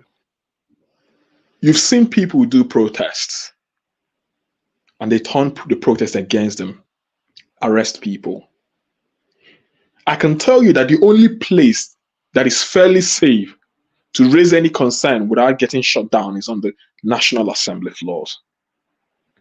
And unless we drive this in like a screw to the wall into our minds, that you are agitating for segregation does not stop you from getting involved in the politics. Because you will not say because you are waiting for jollof rice or you're waiting for pepper soup. You will not eat soup. Thank you. That is what I'm saying. Let me leave the floor. Thank you very much. Niger Watch. Okay, I don't know. Yeah, Niger please Watch, just let me say this on the last point raised by Mr. Osita. See, what you are saying, especially your last statement, in your closing statement now, is possible in a normal climate. Nigeria is not a normal society. The fact that you are sitting on the floor of the Nigerian National Assembly does not mean that what you will say there will hold, especially if you are not in the majority. We know that it will not hold in Nigeria. See, then you must see that, which is exactly what I'm saying. You know, the thing is that we always look for, we want things to be done quickly. Nigeria was not formed yesterday. Nigeria was not formed by just, within a flip of finger. And you will not separate it with a flip of fingers. It's something that has to do with meticulous planning. You see, I have a special case, which is Banji Akintoye. He has written a letter. And I'm telling you, CM, and I acknowledge those letters. But do you think the president will look at those letters? I'm coming. He said they are busy with the election. They don't have time to reply it. Now, there's no election coming. That's why he chose now to still send it to the commander-in-chief. Remember, Tinubu is Yoruba, he is Yoruba, and there are Yorubas in the house of, in the elected parliament. The question I'm asking is, this is a peaceful way. It's no violence. Just a letter say this is the reason why he stated it. That today I'm coming. Right. The Fulanis are still destroying them, killing them. He felt that the only thing they can do is to fight them back, but they don't want to fight. So they better go away. It's like somebody slapped you. Instead of you to slap back, you say, let me leave this place for them. Let me go somewhere else and stay. So you don't want trouble. He said so. So if the federal government did not reply him and kept quiet, are they helping the matter because of non-violence? That's my question. Can I give you an instance? Please, Mr. Elvis, please, just this one statement, please. Can you imagine if for once, if someone like Akpabio, who is raising a motion for referendum, or someone like Oshomole, or someone like Ali Ndume, or someone like someone who used to be as recognizable as Senator Ike Ekweremadu, what do you think will be happening on the floors? Nigeria will start shaking. That will never My happen. brother, can I say something? Can I say something, please? You are not answering the question. Can I say something, please? If they fail to reply, you see, if I write a letter to you, Oster, I address it to you, I expect you to reply me. He wrote it to the CEC. If the CEC decide not to reply him, because he knows where, Akinto is not a small boy. He's a meritorious professor of history, well read. He knows what he's doing. He wrote a history of the Yorubas, a very massive book. So he knows his Yoruba people inside out, more than any of us here. So if the president refuses to reply to him, that's what I'm asking. What do you expect Akintoye to do? Okay. Thank you. Thank you, everybody. Can I contribute, please? Oh, please. 30 seconds. I need to move on, please. I want to tell this, my brother. Last 2 years or last 3 years, the people in the National Assembly, wanted those that are living abroad to vote, to include them. The former deputy speaker shut that thing down. These are House committee members from the South, and Southeast. They said they want those abroad to vote. But you know what? These people that man shut it down. So that is how Nigeria is. Anything those people bring out, those people from there will shut it down. And nothing again will happen. Thank you. Thank you. Thank you. Thank you, sir. Thank you, everybody. I appreciate you all. Thank you. Give us a mandate. Are you available to speak now? Okay, you are still not there. Let's just move on. Madam Ifi, thank you very much, man, for your time with us today. We are giving our final submission right now. I'd like you to give us your final submission. We are doing for 5 minutes. Okay, she's not there as well. If I call anybody, answer within 2 seconds, I'll just move on. Mr. Jonathan, please, if you are there, give us your final submission, 5 minutes, sir. Thank you. I am here. Service. Okay. All right. Let her go ahead. Okay. Okay, Madam Ifi, please go ahead. 5 minutes. Thank you. Sorry, guys. Good evening, everybody. I listened to Madam Luke when she spoke earlier. And honestly, I think we are all saying the same thing. But the only difference I can see is how we're going to come about this issue of separation. I didn't listen to Pa Kintoye's interview. Maybe I will go back when we are done with this program and listen to it. And we just keep saying the same thing over and over again. For the past few years, I think it's beginning to hit on people now that we don't have no option other than to, everybody go their ways. Nigeria is not working, it's not working. What are we going to do? We cannot even protest peacefully to challenge these people. There is no way we can ever say that there is no ending to this suffering. Let me say it. This is going to go on, and it has been going on for over since 1999, I think, when we got our independence, and this is more than how many years now, and we're still dealing with the same thing. Like I said earlier, Brother Evans, we borrowed a fresh 2-point-something million with 1% interest, and we are clapping. Everybody's happy. Calculate 1% of that 2-point-something billion dollars. We are not talking about naira. We are talking $1 billion. That's a huge amount of money. Somebody said something here. Imagine if that money, if they invest that money building infrastructures in Nigeria. But even the oil, the only source of income for Nigeria or revenue for Nigeria, we don't even have enough oil to sell to other countries. In fact, I don't understand, honestly speaking. It's very, very overwhelming.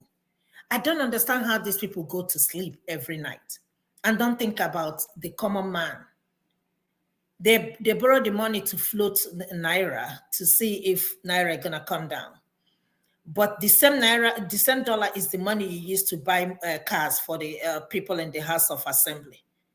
Did they not pay it in dollars? Did they pay it in naira?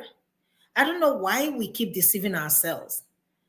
We are not telling ourselves the truth that this is not gonna work for us. They've tried everything.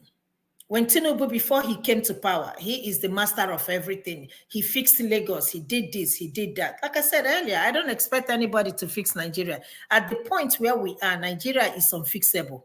Honestly speaking, I don't think anybody has the equation or the arithmetic, to solve the problem. Our problem is unsolvable. Nobody can solve the problem of Nigeria. We are too big of a country. We are so much divided and we are united. So, like I said, the best way is everybody to go. And like you guys said, Pa Kintoye said that. I mean, by the time we hear other people start speaking up, maybe it will begin to make sense to the people in the House of Assembly. It's very easy for us to go our separate ways, but it's just the greed among the people, the so-called elites or the so-called Nigerian leaders. I said it before, all it takes is the 5 Eastern governors to march to Aso Rock. If they go there tonight, and tell Tinubu, we want to have a meeting, we want to leave, there will be panic all over. I'm telling you, there will be panic. If they say that we are here to let you know that we are leaving, we don't want to be part of this establishment any longer. Trust me, Nigeria will be in a chaotic state. They will try to see what they can do to fix what is going on. But everybody's relaxed because they're what they are benefiting. Even if somebody wants to speak up, they call him and give him 100 million, the person will shut up. So thank you, Elvis. I don't know where we're heading to, but we'll see. All right, Madam Ifi, yes, I don't know either, but let's continue to keep the hope alive as long as I'm not sure what we can do about it. So We don't have hope. Again, I tell you, there is no country in this world that build their country by hoping. There is no hope for Nigeria. I don't like the word hope because we are hopeless at this point. okay, ma. Thank you. Madam Origin, thanks for calling back again. Please make it within a minute, please. Thank Yeah, you. it's very brief. Please, Madam Lu, good to see you. Hello. It's always good to have you in the panel. I hear you loud and clear. I want to add something to what you say. Good thing is that, please, all protocols have been here before. On what you said about, I hear this pain is real. Our pain is real. Our concerns are real. And when you come and you are asking, first thing is about the mother, the different tribes that they are not in unity. I tell you, I give you experience from my village life. I lived in a community.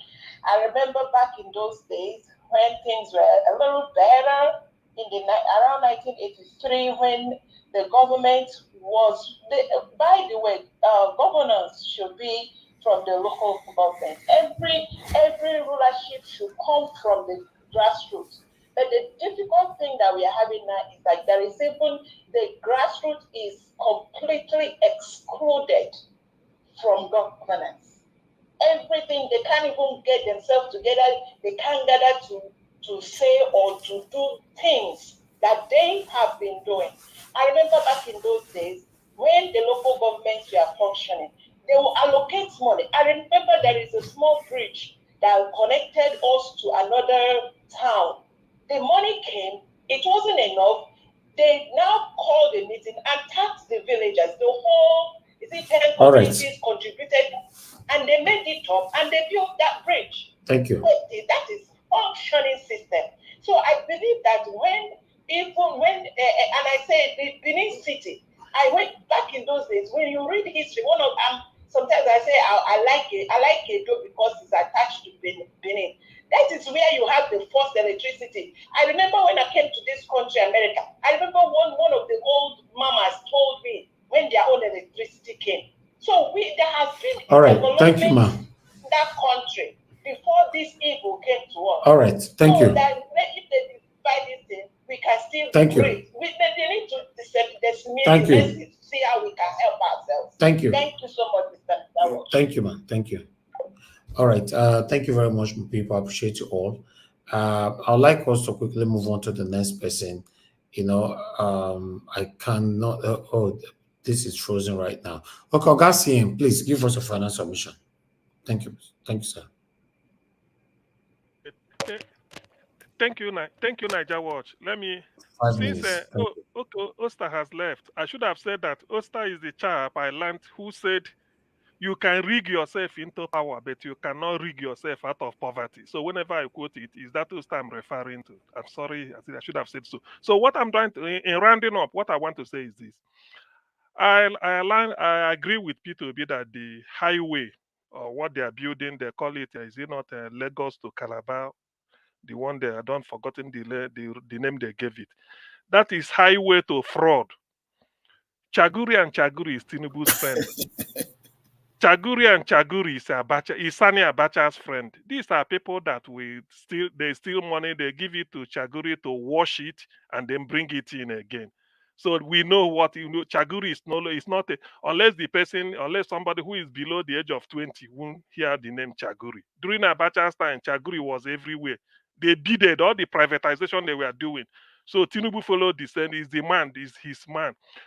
By the way, let's look at the merit of the case as Peter B said. All over the 6 geographical zones, there are litany of roads. Some are abandoned, some not maintained. Why not maintain them? Why? Use that money to maintain those roads. Why are you going to borrow money again that will be paid in about maybe 50 years? You are borrowing the future of your great grandchildren. So to me, that is just fraud. It's just a way to recoup money they must have spent during the election, the one they gave Mahmoud, the one they used to buy the judges and all those things. All these are just, it's so brazen, it's so open. Even the blind can see it. There is no need for that. There is escaping from Lagos. There are so many there are roads. You go through Badagry, you go through Ota, you go through Ikorodu. There are many roads, and there's one you now pass, you bypass a toll gate. I think there are so many. And Lagos being a seaport, it has access to going out. So when the moment, even if you do the east-west road that Jonathan couldn't complete, that's okay. I mean, what is the meaning of all this from Lagos? Then you abandon east-west road, you are starting a fresh one. And then to who? To Chaguri. Now listen to this. According to Dave Umahi, he said Chaguri has a track record of doing something like that. It doesn't matter. Do an open bidding. Person will go come first, he go still come first. That is what people are asking. You do an open bidding, you call for tender. Everybody will participate. In the end, even if Chaguri wins, fair enough, you satisfy that requirement. Then for you to blindly just give the man at his own terms, whatever he agrees on, then you start to tell us the importance. Every road must have importance. Even if you want to connect the road from my village to heaven, I will tell you the importance. It means I will be seeing God anytime I want to go and see God in heaven. I go in and come back.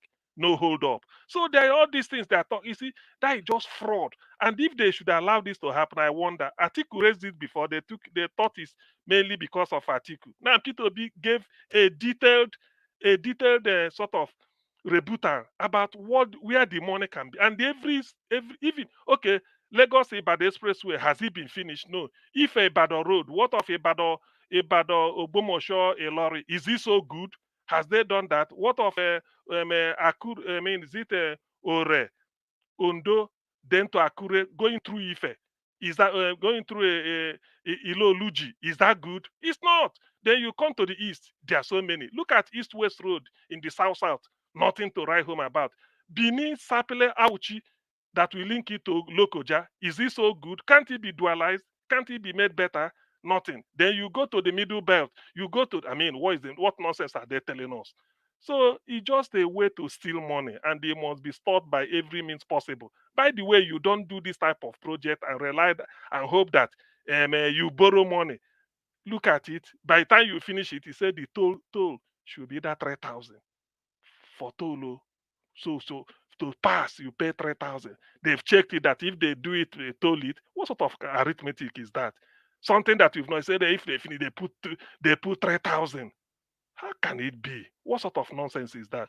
Well, I'm so sorry that if Nigerians keep quiet, well, anyway, the future is mortgaged already. So I now know why people. In fact, I have to be following Nigeria closely because of this Banji Akintoye's letter. Such a man, I don't take him for granted. The way he spoke and the interview shows me that the man knows more than he's going to say. Such people cannot just dabble into anything without even knowing the beginning and the end. So to him, I felt that yes. Otherwise, why is it so difficult? Organize a referendum and defeat Banji Akintoye. That's all. He may be saying it. People will say, oh no, we don't want it. Organize a referendum. Banji Akintoye's strategy is different from that of Simon Ekpa. It's different from Nnamdi Kanu. Let's leave those ones. This one that wrote a letter stated their case. That is why they want to leave. Why can't people ask, why is it that up till now, Fulanis are still slaughtering people in the southwest? Thank you very much, Niger Watch. Thank you. Let me leave it here.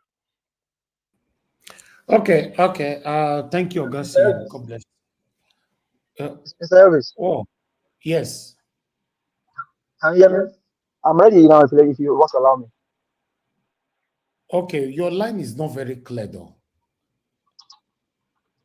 It's not clear? I don't know what you're... we can hear you, but we are struggling.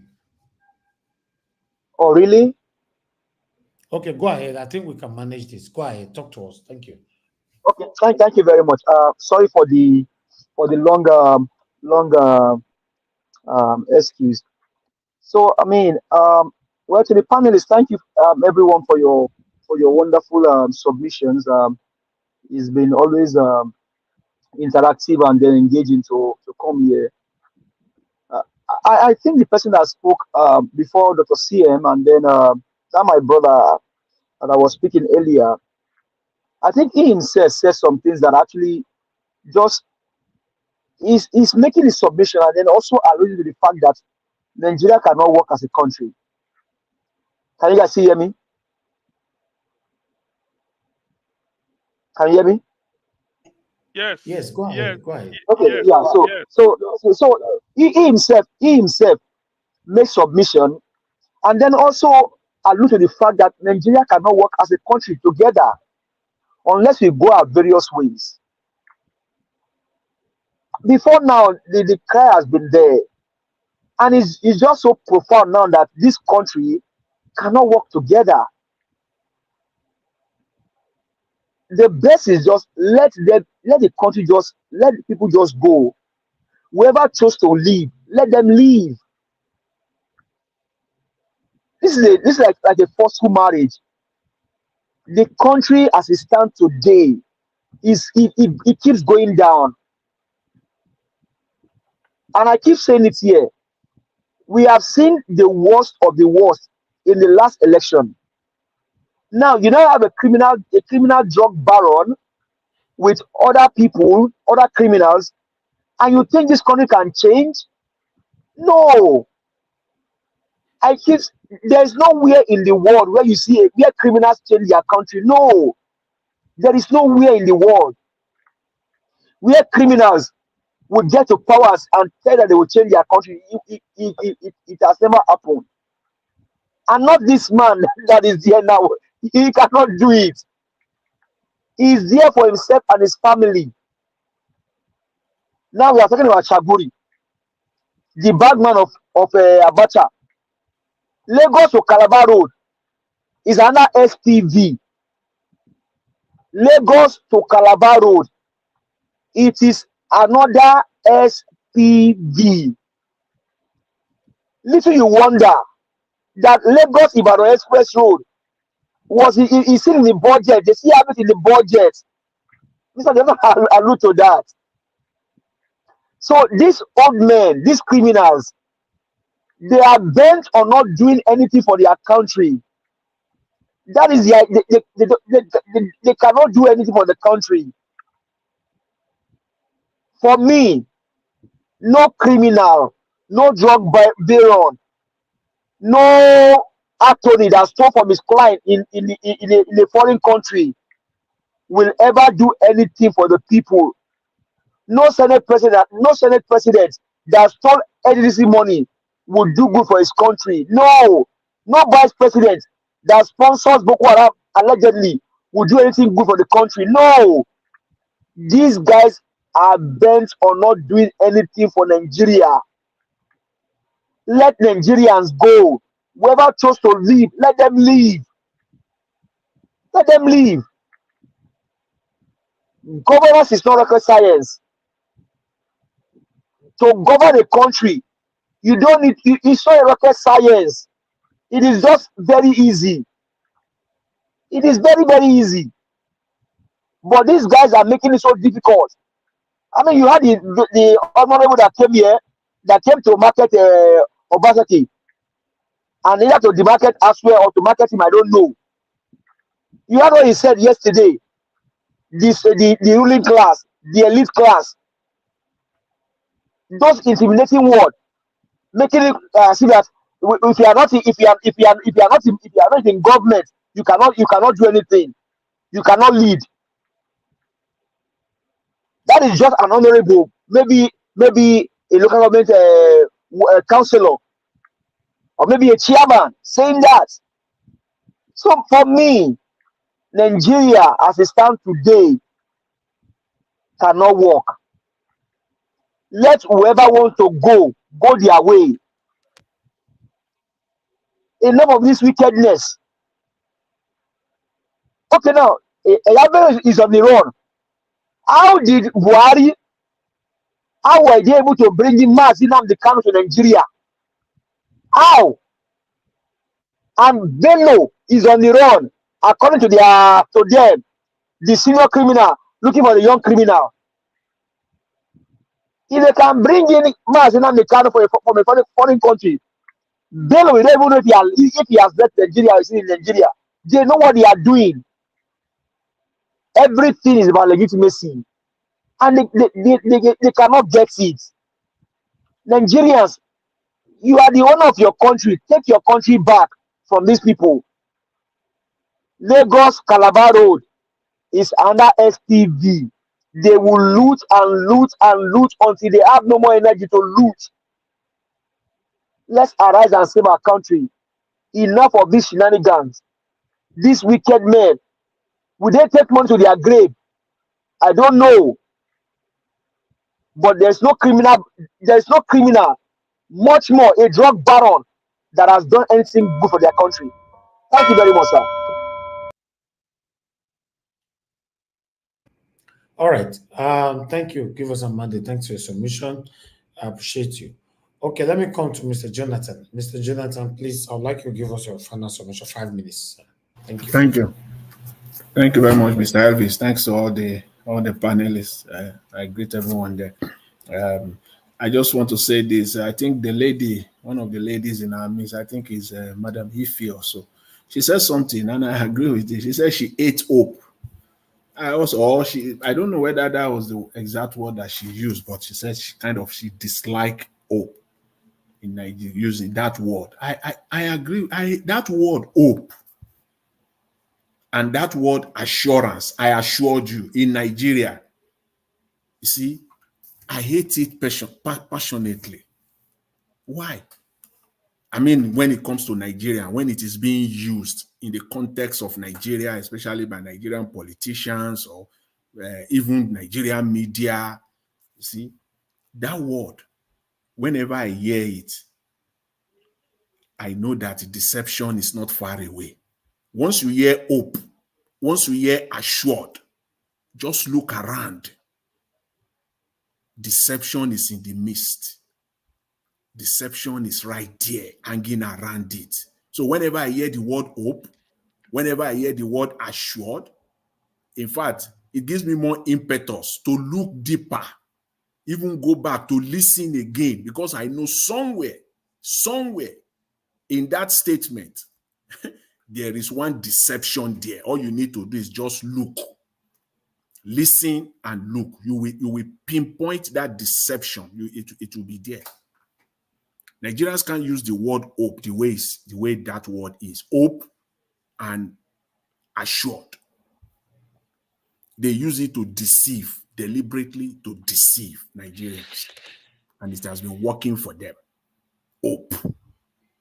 Because people can easily fall for that word. When you hear hope, there is still hope.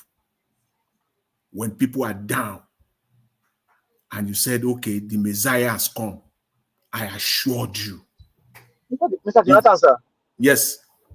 To second what you said, I mean, we have a sitting governor today. His name is Hope, right? Yes. But everything he's doing, does he give hope to the people in the state, for example? When you look around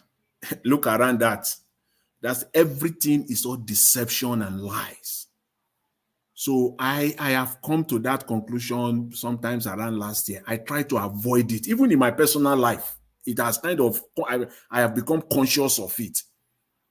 When I use the word assured, hope, I will try to look for another word. When I'm talking and I get there and the word hope wants to come out of my mouth, or the word assured, I will kind of, simmer down a little bit and try to look for another word to rephrase it. I don't like using it, especially when you are talking about Nigeria. They have bastardized that word. They have used it to continue to enslave people and to deceive Nigerians. See?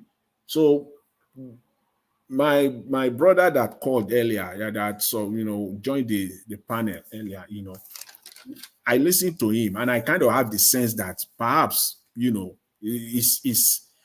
you understand the way the Nigerian National Assembly works, you won't even go there at all.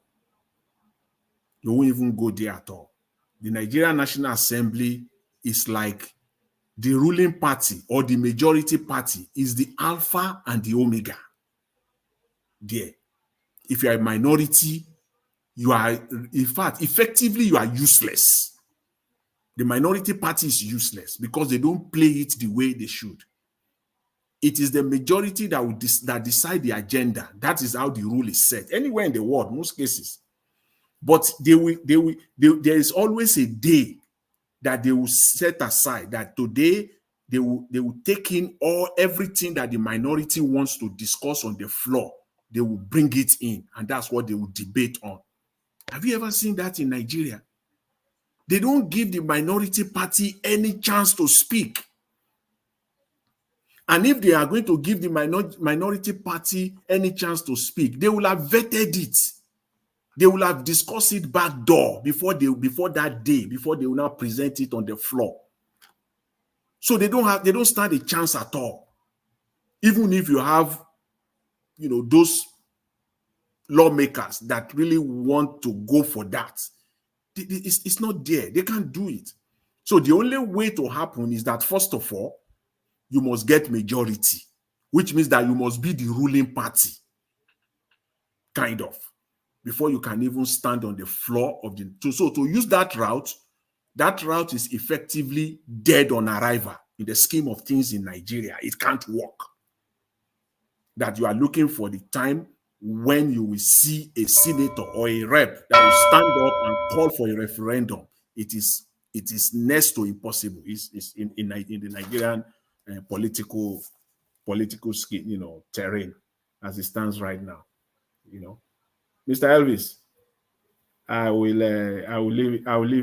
leave it at that. I really want to talk about one of the topics that you presented today, the Naira abuse. The EFCC, going after those that are abusing the Naira, rather than going after the real thieves, Politicians, yes. the real politicians, wasting time. You see, I just see the EFCC as a bulldog that the ruling class, the ruling party, just use at their own whims and caprices. That's all. The EFCC is not even doing the job that they are mandated to do.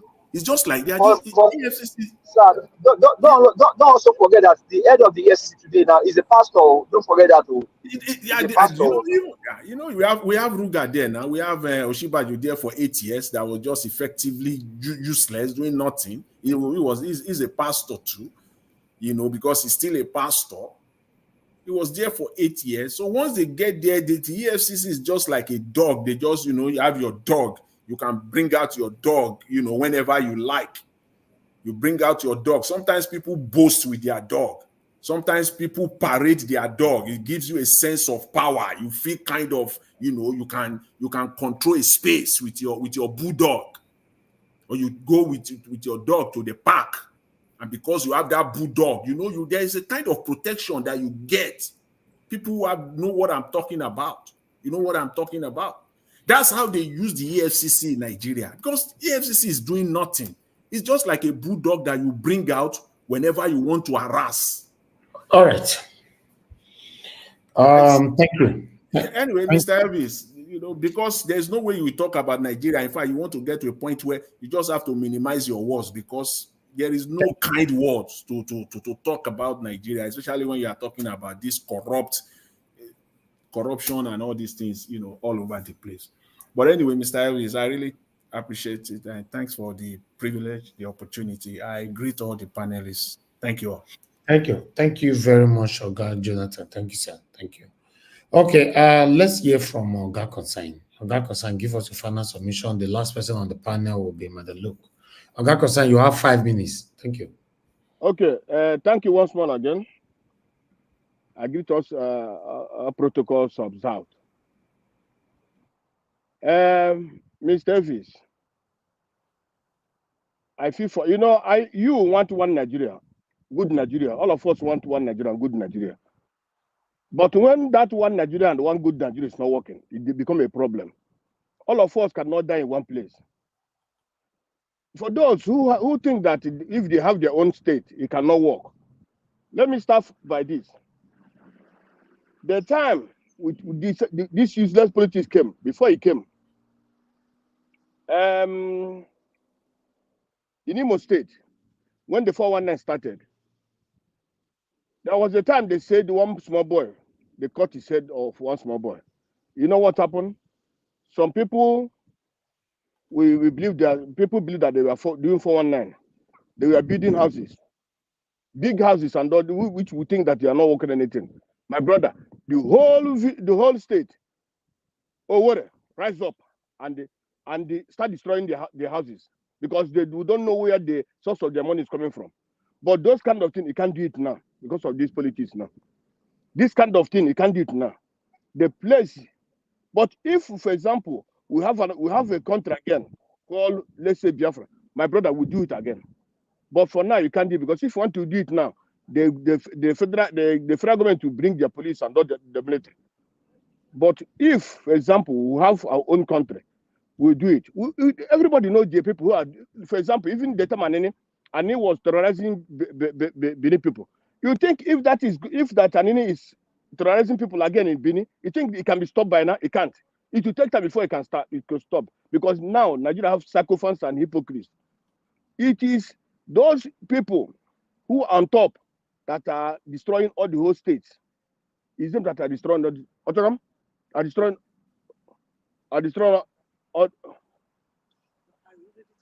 all the whole, they're destroying all the whole places. So that is how it is. I don't see the way that we, if any country, sorry, Mr. Elvis, I have a question, please. Let me talk later. Hello, come. All right. Thank you, Oga Kusan. Thank you. Mute yourself, please. Oh. All right. Madam Luke, thank you, man. Please give us a final solution. Yes, sir. Mr. Elvis. Yeah, I can hear you. Mr. I'll get back 5 minutes, right? Yes, okay, I'll come to you. I'll get 5 minutes, right? Yes, I said I'll come to you. Okay. Thank you, sir. All right, Mother Luke, please, your final submission, man. Thank you. Okay. Final. So we are still on this agitation for everybody go their way. And I am so tickled anytime I hear that word referendum. Who is going to give you referendum? So when you want to leave, the most viable society, part of the society, keeping the masters happy will be let to go. And so that they will start eating themselves, Abi. You the smoking, but you the chopping their hemp. What makes you think that Pharaoh will let the Nigerian Egyptians go? Who is going to give you referendum? Who? People that are already employing Shagori to pay for 2027 election. And we are talking about referendum. We're not serious. Like I said, and Mr. What's his name said it? Mr. Osita Dima. Where is the sense of self-determination in the average Nigerian? You know, when you say people, you say, see, I was just Googling I was trying to find out where anywhere in the world a drug baron has ruled any country. I couldn't find any. But the biggest West African supplier of drugs, number 8, the world drug peddlers, is Nigeria, number 8. And you wonder why we have such a record. And this is the same place where you have the second largest movie producing industry in the world. The second largest. And we're talking about referendum. And this referendum given on a platter of gold. Just like Buhari dribbled for 8 years, Tinubu is going to dribble for 8 years, because if there's anything Tinubu is good at, it's ignoring people. You will be duly ignored. And we'll keep mourning and meeting in our side meetings and doing whatever we need to do. Like I said, you don't have no self-determination. If you had self-determination, it will start from your local government. But like Mr. Jonathan rightly said, and everybody rightly said, everybody's bought. You can't even tell the Jews from the Gentiles in Nigerian politics. Can you imagine they are doing this to Ganduje and Yahaya Bello of APC? Then you can imagine what they will do to people from other parties. And you're talking about referendum. We are not serious. Like Mr. Ife said, hopelessness is not a curse. It is a reality. Because when you don't know how to fight for what is yours, even in the place of abuse, it's like living in an abusive marriage and a relationship. You just sit down there and you take everything until you buy.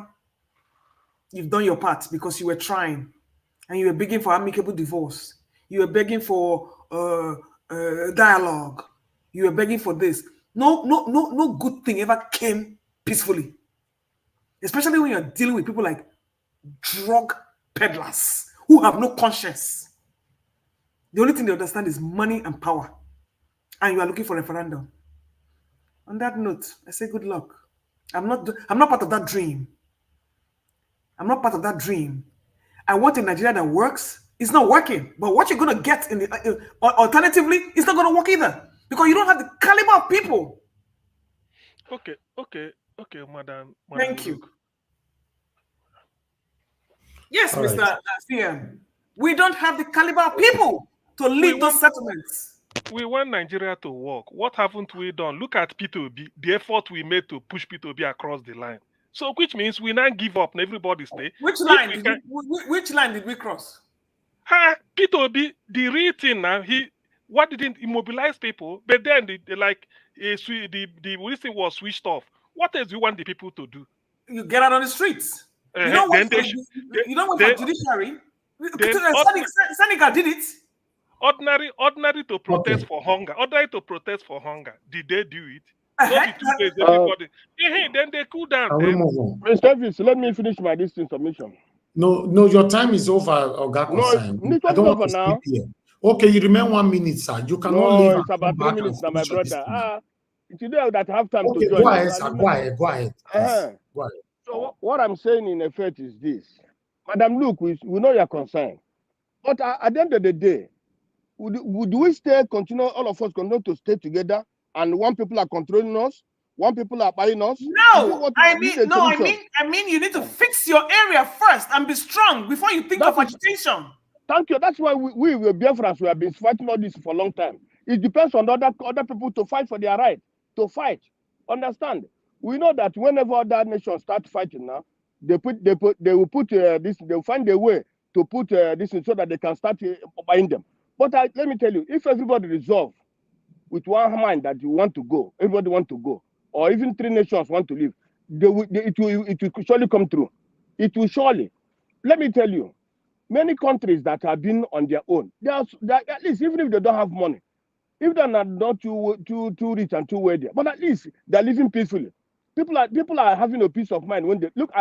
Let me tell you, I've been to some African countries which are moving, which are progressing. Not that the way that even Nigeria is not progressing. The only people progressing in Nigeria are the criminals. There's no good progress in Nigeria. A place that, okay, let me say example. Go to Botswana, go to Namibia. If you go that place, honestly speaking, you not even like to come to Britain. A British doctor came to Namibia when they were independent, and they gave him a job. Let me that man run quick and bring his family down to Namibia. Namibia is like America. It's a small country of 2 million, 2.20 million. All right. You see, what happens is this: if the institutions are there, working effectively, how it's supposed to work, you will enjoy it. You will enjoy, even if it's only a door. You will enjoy it, and people will live happily. People are not living happily in Nigeria. People are not happy. Thank you, sir. You stay in a marriage, you are not happy. You can't have rest. Thank you, Oga Consign. Thank you. Okay. Thank you. Okay. Thank you. Give us give us your final submission, 5 minutes. Thank you. Thank you very much, Mr. Harris. I appreciate your time and then all that you do. Thank you so very, very much. Well, I think on my final submission, right? Mr. Peter Obi did not just did not just speak for speaking sake. No, he knows what he was saying about that project, Lagos-Calabar road. I mean, it's another way to that's a nice feel, like I said earlier, another way to launch and then to steal. And if you look at what is happening, right, Obasanjo, we believe, probably did some things when he was there. But if you look at what is happening today, most of these guys they learn from that man. Now, OD was raised. OD was raised to the bare minimum that by Obasanjo administration. Look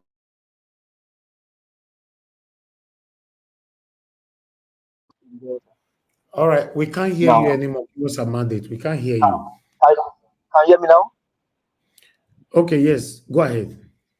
Sorry, I think a call was trying to come in. Sorry about that. So, for me, as we are today, the only way to save this country is just for the people to arise and take their country back.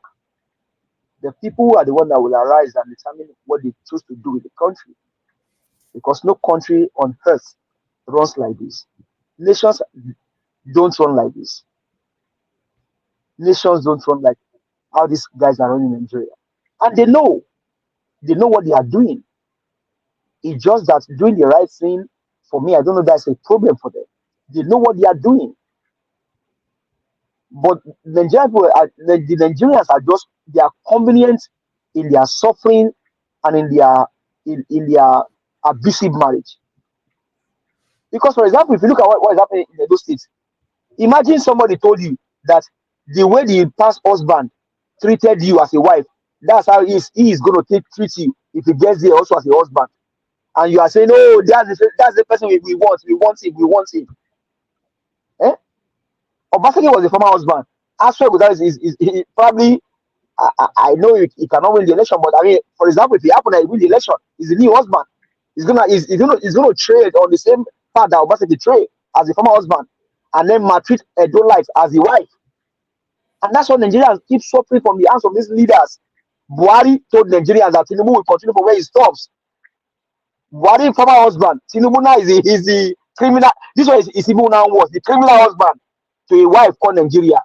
And Nigeria is suffering pepper in the hands of this criminal husband. That is how the scenario is just is. So for me, Nigerians, you are the one that will arise and take your country back. Mr. Elvis, thank you very much for what you always do. God bless you and your family. Mama Diaspora, we greet you. Thank you very much. Abuaze, Madam Marine Finest, thank you all, everyone for holding for. Thank you very much. Have a good evening. Thank you, my brother. I appreciate you. Thank you. Black Panther, you're just coming in. Good evening to you, sir. Please, I'll give you same 5 minutes. Just talk to us. Let's run down. Yeah. Sorry for coming late. I just heard some little things from Madam Luke. Thank you, everyone. Thank you all for speaking truth to power. And I want to thank all the commenters, all other protocols observed. I want to thank especially our mother. Thank you for what you are doing. May God bless you. I want to address one issue. Everybody's talking the same thing, but from different angle. But one person is contradicting everybody, and that's Madam Luke. Madam Luke, you have not made up your mind on the way forward for Nigeria. There's no way now. I've said it now. You said there's a way that everybody should go back and work in his own state, which is not. It's just like you are telling the farmers to go back to the farm. Wait. Let me describe what you misunderstood me. I said go and work on yourself first before you think of agitation. Nigeria cannot work on itself again. Nigerians do not need to work on itself. So we know the solution. Madam, who is going to lead you to this side of the rabbit? Madam, agitation is not compulsory. Once your 5 minutes is over, I will end you, please. Madam, look, let me finish am so that you go understand. Madam, look, understand. When I finish, you go understand what they talk. Madam, look, agitation requires only one person. Even when the Israelites were coming out of Egypt, they revoke when they got to a certain point. Madam, look, hold on, relax. You don't argue. You don't fight for school before for Nigeria. May they lock you up. So the problem is that one person will lead and the others will learn and they will follow. And when they follow, they'll get what they are looking for. Because everybody's eyes is open. We've seen everything that is happening. The only option that we have not tried, I am still banking on that option. And if we try that option, we might have a way settling all the loopholes. And Nigeria will be jump started and it will work. It's for us to sit down and throw our ego away and through our all the signage we have put on our car that this is the heartbeat of the nation, this is the trash of the nation, should be taken off, and let us sit down and navigate this ship by converging to hold a constitutional conference, or we start on GEJ conference. That is one part that we have not done before. And Nigeria have not sat down to write a constitution for themselves before, after the amalgamation. We've not done it. We've not done it. And we need to exhaust every available option, which this option that I've spoken, we've not really gone to this option. And because of that, that is why we're having this agitation. Even because of our professor who wrote a lot of things about the history of the Yoruba, it is because we have not sat down. It is because they trash GJ Constitutional Conference. It is because of that. That is why he went forward. That this we cannot hold it anymore. That's why he pushed forward for his own people. That is, he's still trying to tell me in my spirit that if we go that trajectory, we can still have a light under the tunnel right there. Because we need to exhaust every available thing before we can move forward to conclude and run a conclusion in our experiment to say we can therefore go our separate way. Without us not doing that, we are giving them room to drag us back again. That we have not tested a new constitution before. Let us do it. That is another way we can fall, because the Fulani does not want to separate. The Hausa does not want to separate. Who will give you that constitution? Look, Madam, no matter whether they not give us, they give us, that is their own only option, and that is our own option that we put on the table. Because if they stand on their own option, it will lead to the division of the country. There's no way they can stand on their trajectory they are standing now. It will divide. But the only option they have, and we have two options. The only option they have is for us to bring up the new constitution, and that will succor us in the South. So let's try this and let us see if it will give us a way forward. That is the two things that I came here to bring, because we have two options. They have one option. If they don't agree to that part of our option, then let us go. That is the thing now. If they don't agree, let us go. But if they agree, we in the South are ready to play ball, because we want a strong nation. We want, the number counts a lot. The numbers matters a lot. Your population matters a lot. We will not be like Kuwait that Iraq wanted to occupy. We don't want to be like that. We want to be a strong, virile nation. That is why I don't concur with nations going in 5 million stemming. No, we don't want that. Africa is too weak. We need the population to move forward. But if we don't have it, even if we want to break up, it should be two nations, the South and the West. We don't want to break up in fragments. It will not work. Thank you, Mr. Najawad. Anyway, if you check it, I appreciate every one of you anyway. If you check it, everybody is complaining. Madam Luke is complaining to the left-hand side. I'm complaining to the right. You are complaining to the west. The other one is complaining to the north, or whatever. Everybody is still complaining for the same thing. It's just in a different dimension. Everybody. If Nigeria was good, you see Madam Luke complaining, you see Black Panther complaining. You won't see me complaining or Gassiem and all that. So we might not follow the same route, but we all are complaining. It's the truth. We all are complaining. It's just in a different dimension. It's crazy. It's crazy. Nothing is working in Nigeria. The last time I checked, let me just check now as I'm talking. I want to check the rates now. Like I told you guys before, I like to check UK rates. I don't know this dollar 18. I'll say dollar increase or decrease. It don't go up again, no. Okay, Naira is better now, right? No, better for where the better. It don't go up. Let me just check now. Check them now. Oh my God, yes.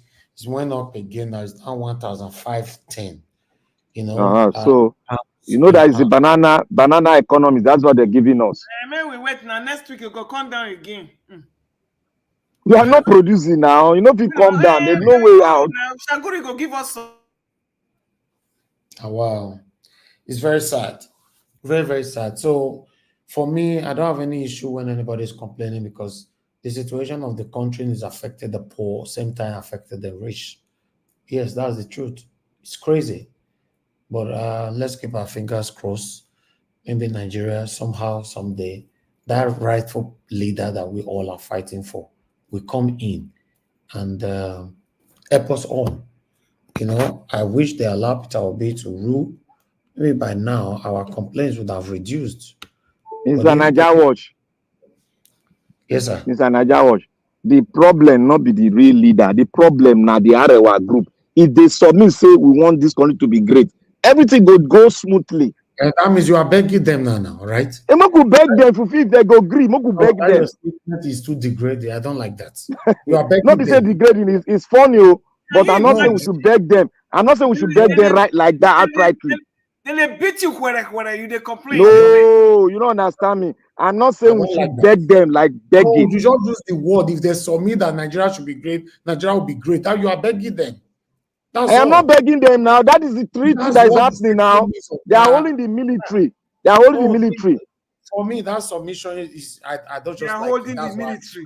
I The don't want military that's supposed to be defending the country, they are holding it. You are continuing to give your oppressor credit. I beg, go make Nigeria work for us. I beg. You know, I don't like that. They are holding Naija Watch. I am not giving credit to them. I'm telling what they are done and what they are still doing. You say if they agree. If they agree, because it takes two to agree. That's what I'm saying. If they agree for Nigeria to be better, what's that? What does that mean? You know why I say you know the person that is oppressing you. You are expecting them to agree someday for the country to be better, yeah, right? It is a gentleman word that I'm using now. Okay. I'm not using a forceful word. It's a gentleman word I'm using. You use a gentleman word to dialogue with the drug baron. We don't have any other option to use gentleman word. Do you want any other thing? Choice because Mr. Black Panther. He's not a gentleman.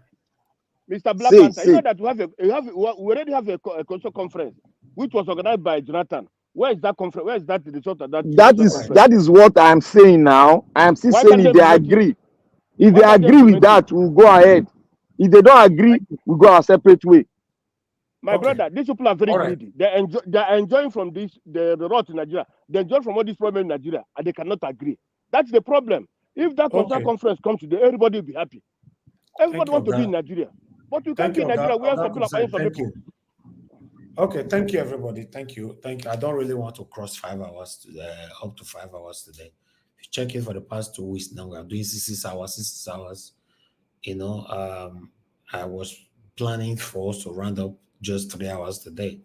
So yeah, I appreciate every one of you anyway. Thank you. You know, time is never enough for us on this platform. You know, even though we want to talk for 10 hours, there are people that are willing to stay. You know, if you talk, you go, another person will still come in, will continue. That's one thing. Remember, during the time of election, we were here for 12 hours. We were doing a bit 10 hours. So sometimes we do 16 hours. People were always there. Why some will go home and sleep and come back and say, oh, you guys are still here. So we're doing that. But now, Edo State election is coming. I believe that might also become a hectic thing for all of us on this platform. So let's gather our energy to prepare for that. I appreciate every one of you, my people. Don't forget on Sunday, 7 p.m., one of the governorship candidates, top 3, will be joining us. So, but I'll release his name by Thursday. So probably then we'll take it from there. I appreciate you all, my people. Thank you very much for your time with us. Every one of you that supported the channel today, I appreciate every one of you. And God bless you all. Thank you so much. Edolai Wash, I'm Maka Fojebi, Michael Ganamaro, Peggy Monday. Thank you very much. God bless you all. Peter Ife, Mr. Joseph Oji, Sue Berry, Ijidima, and CXL. And God bless you, my people. I'm really, really grateful for all you guys are doing.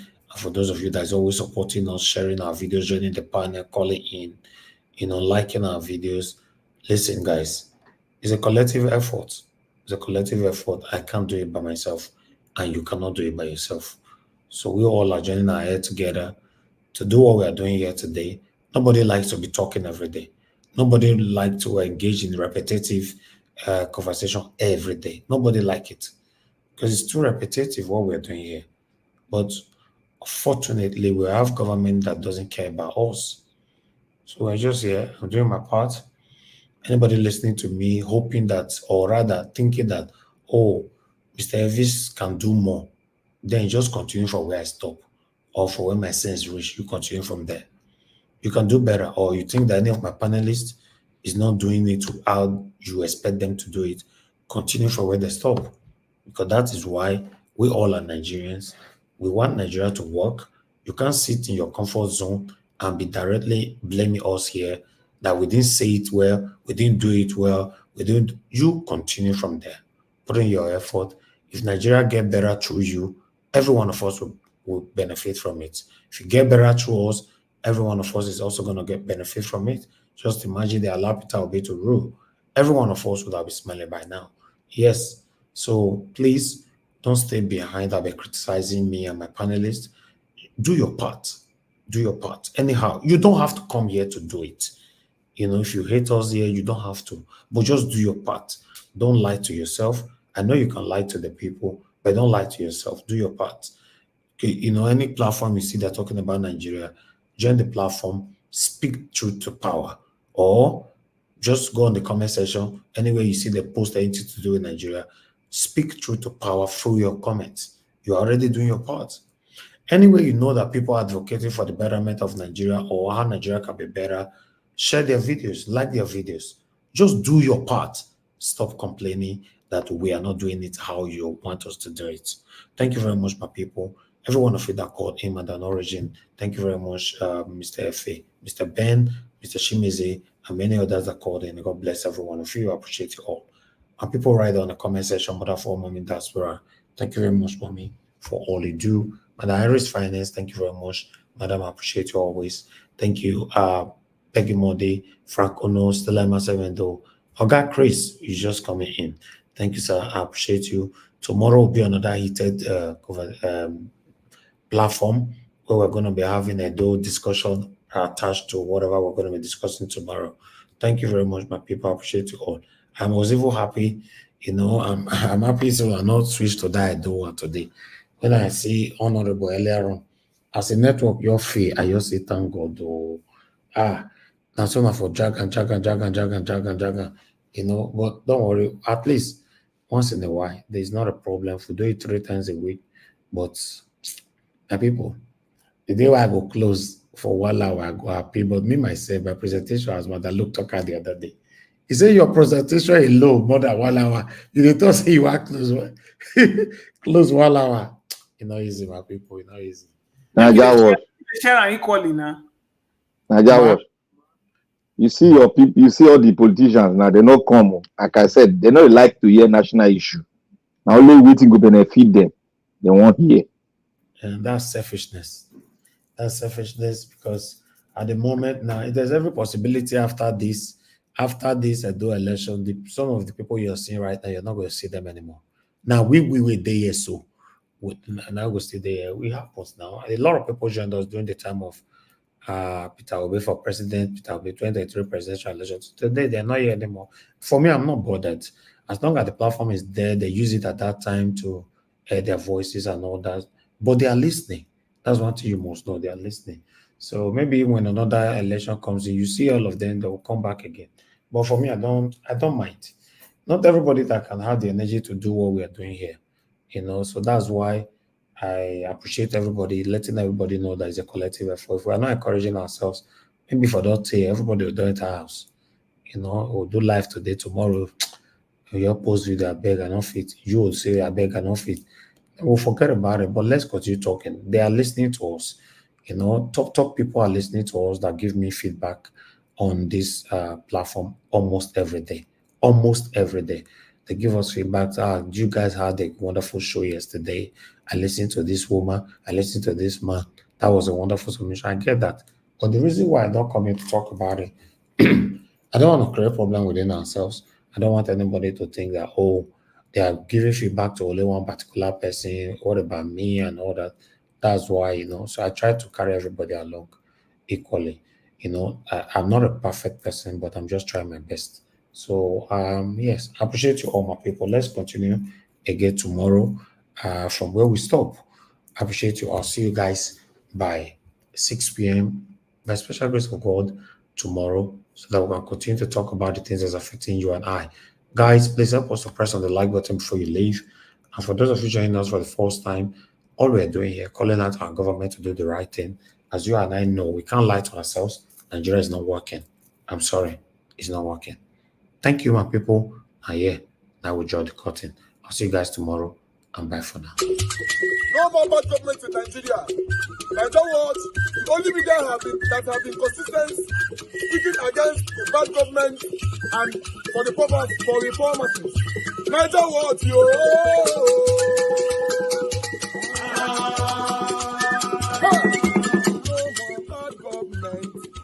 No more bad government. Niger what? No more bad government. Niger what? No more bad government. The only media that have been speaking. No more bad government. The voice of the voiceless. No more bad government. No more bad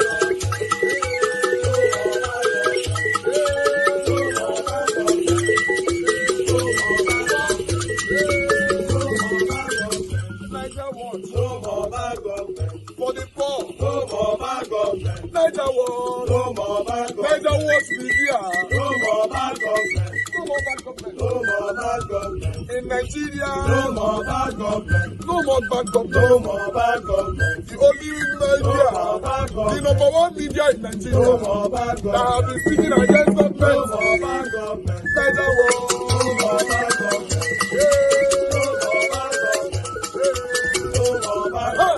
Niger what you? The voice of the voiceless. The voice of the voiceless.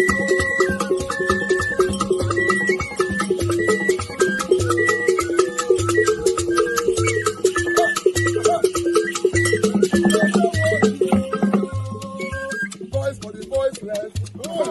Voice for the voiceless.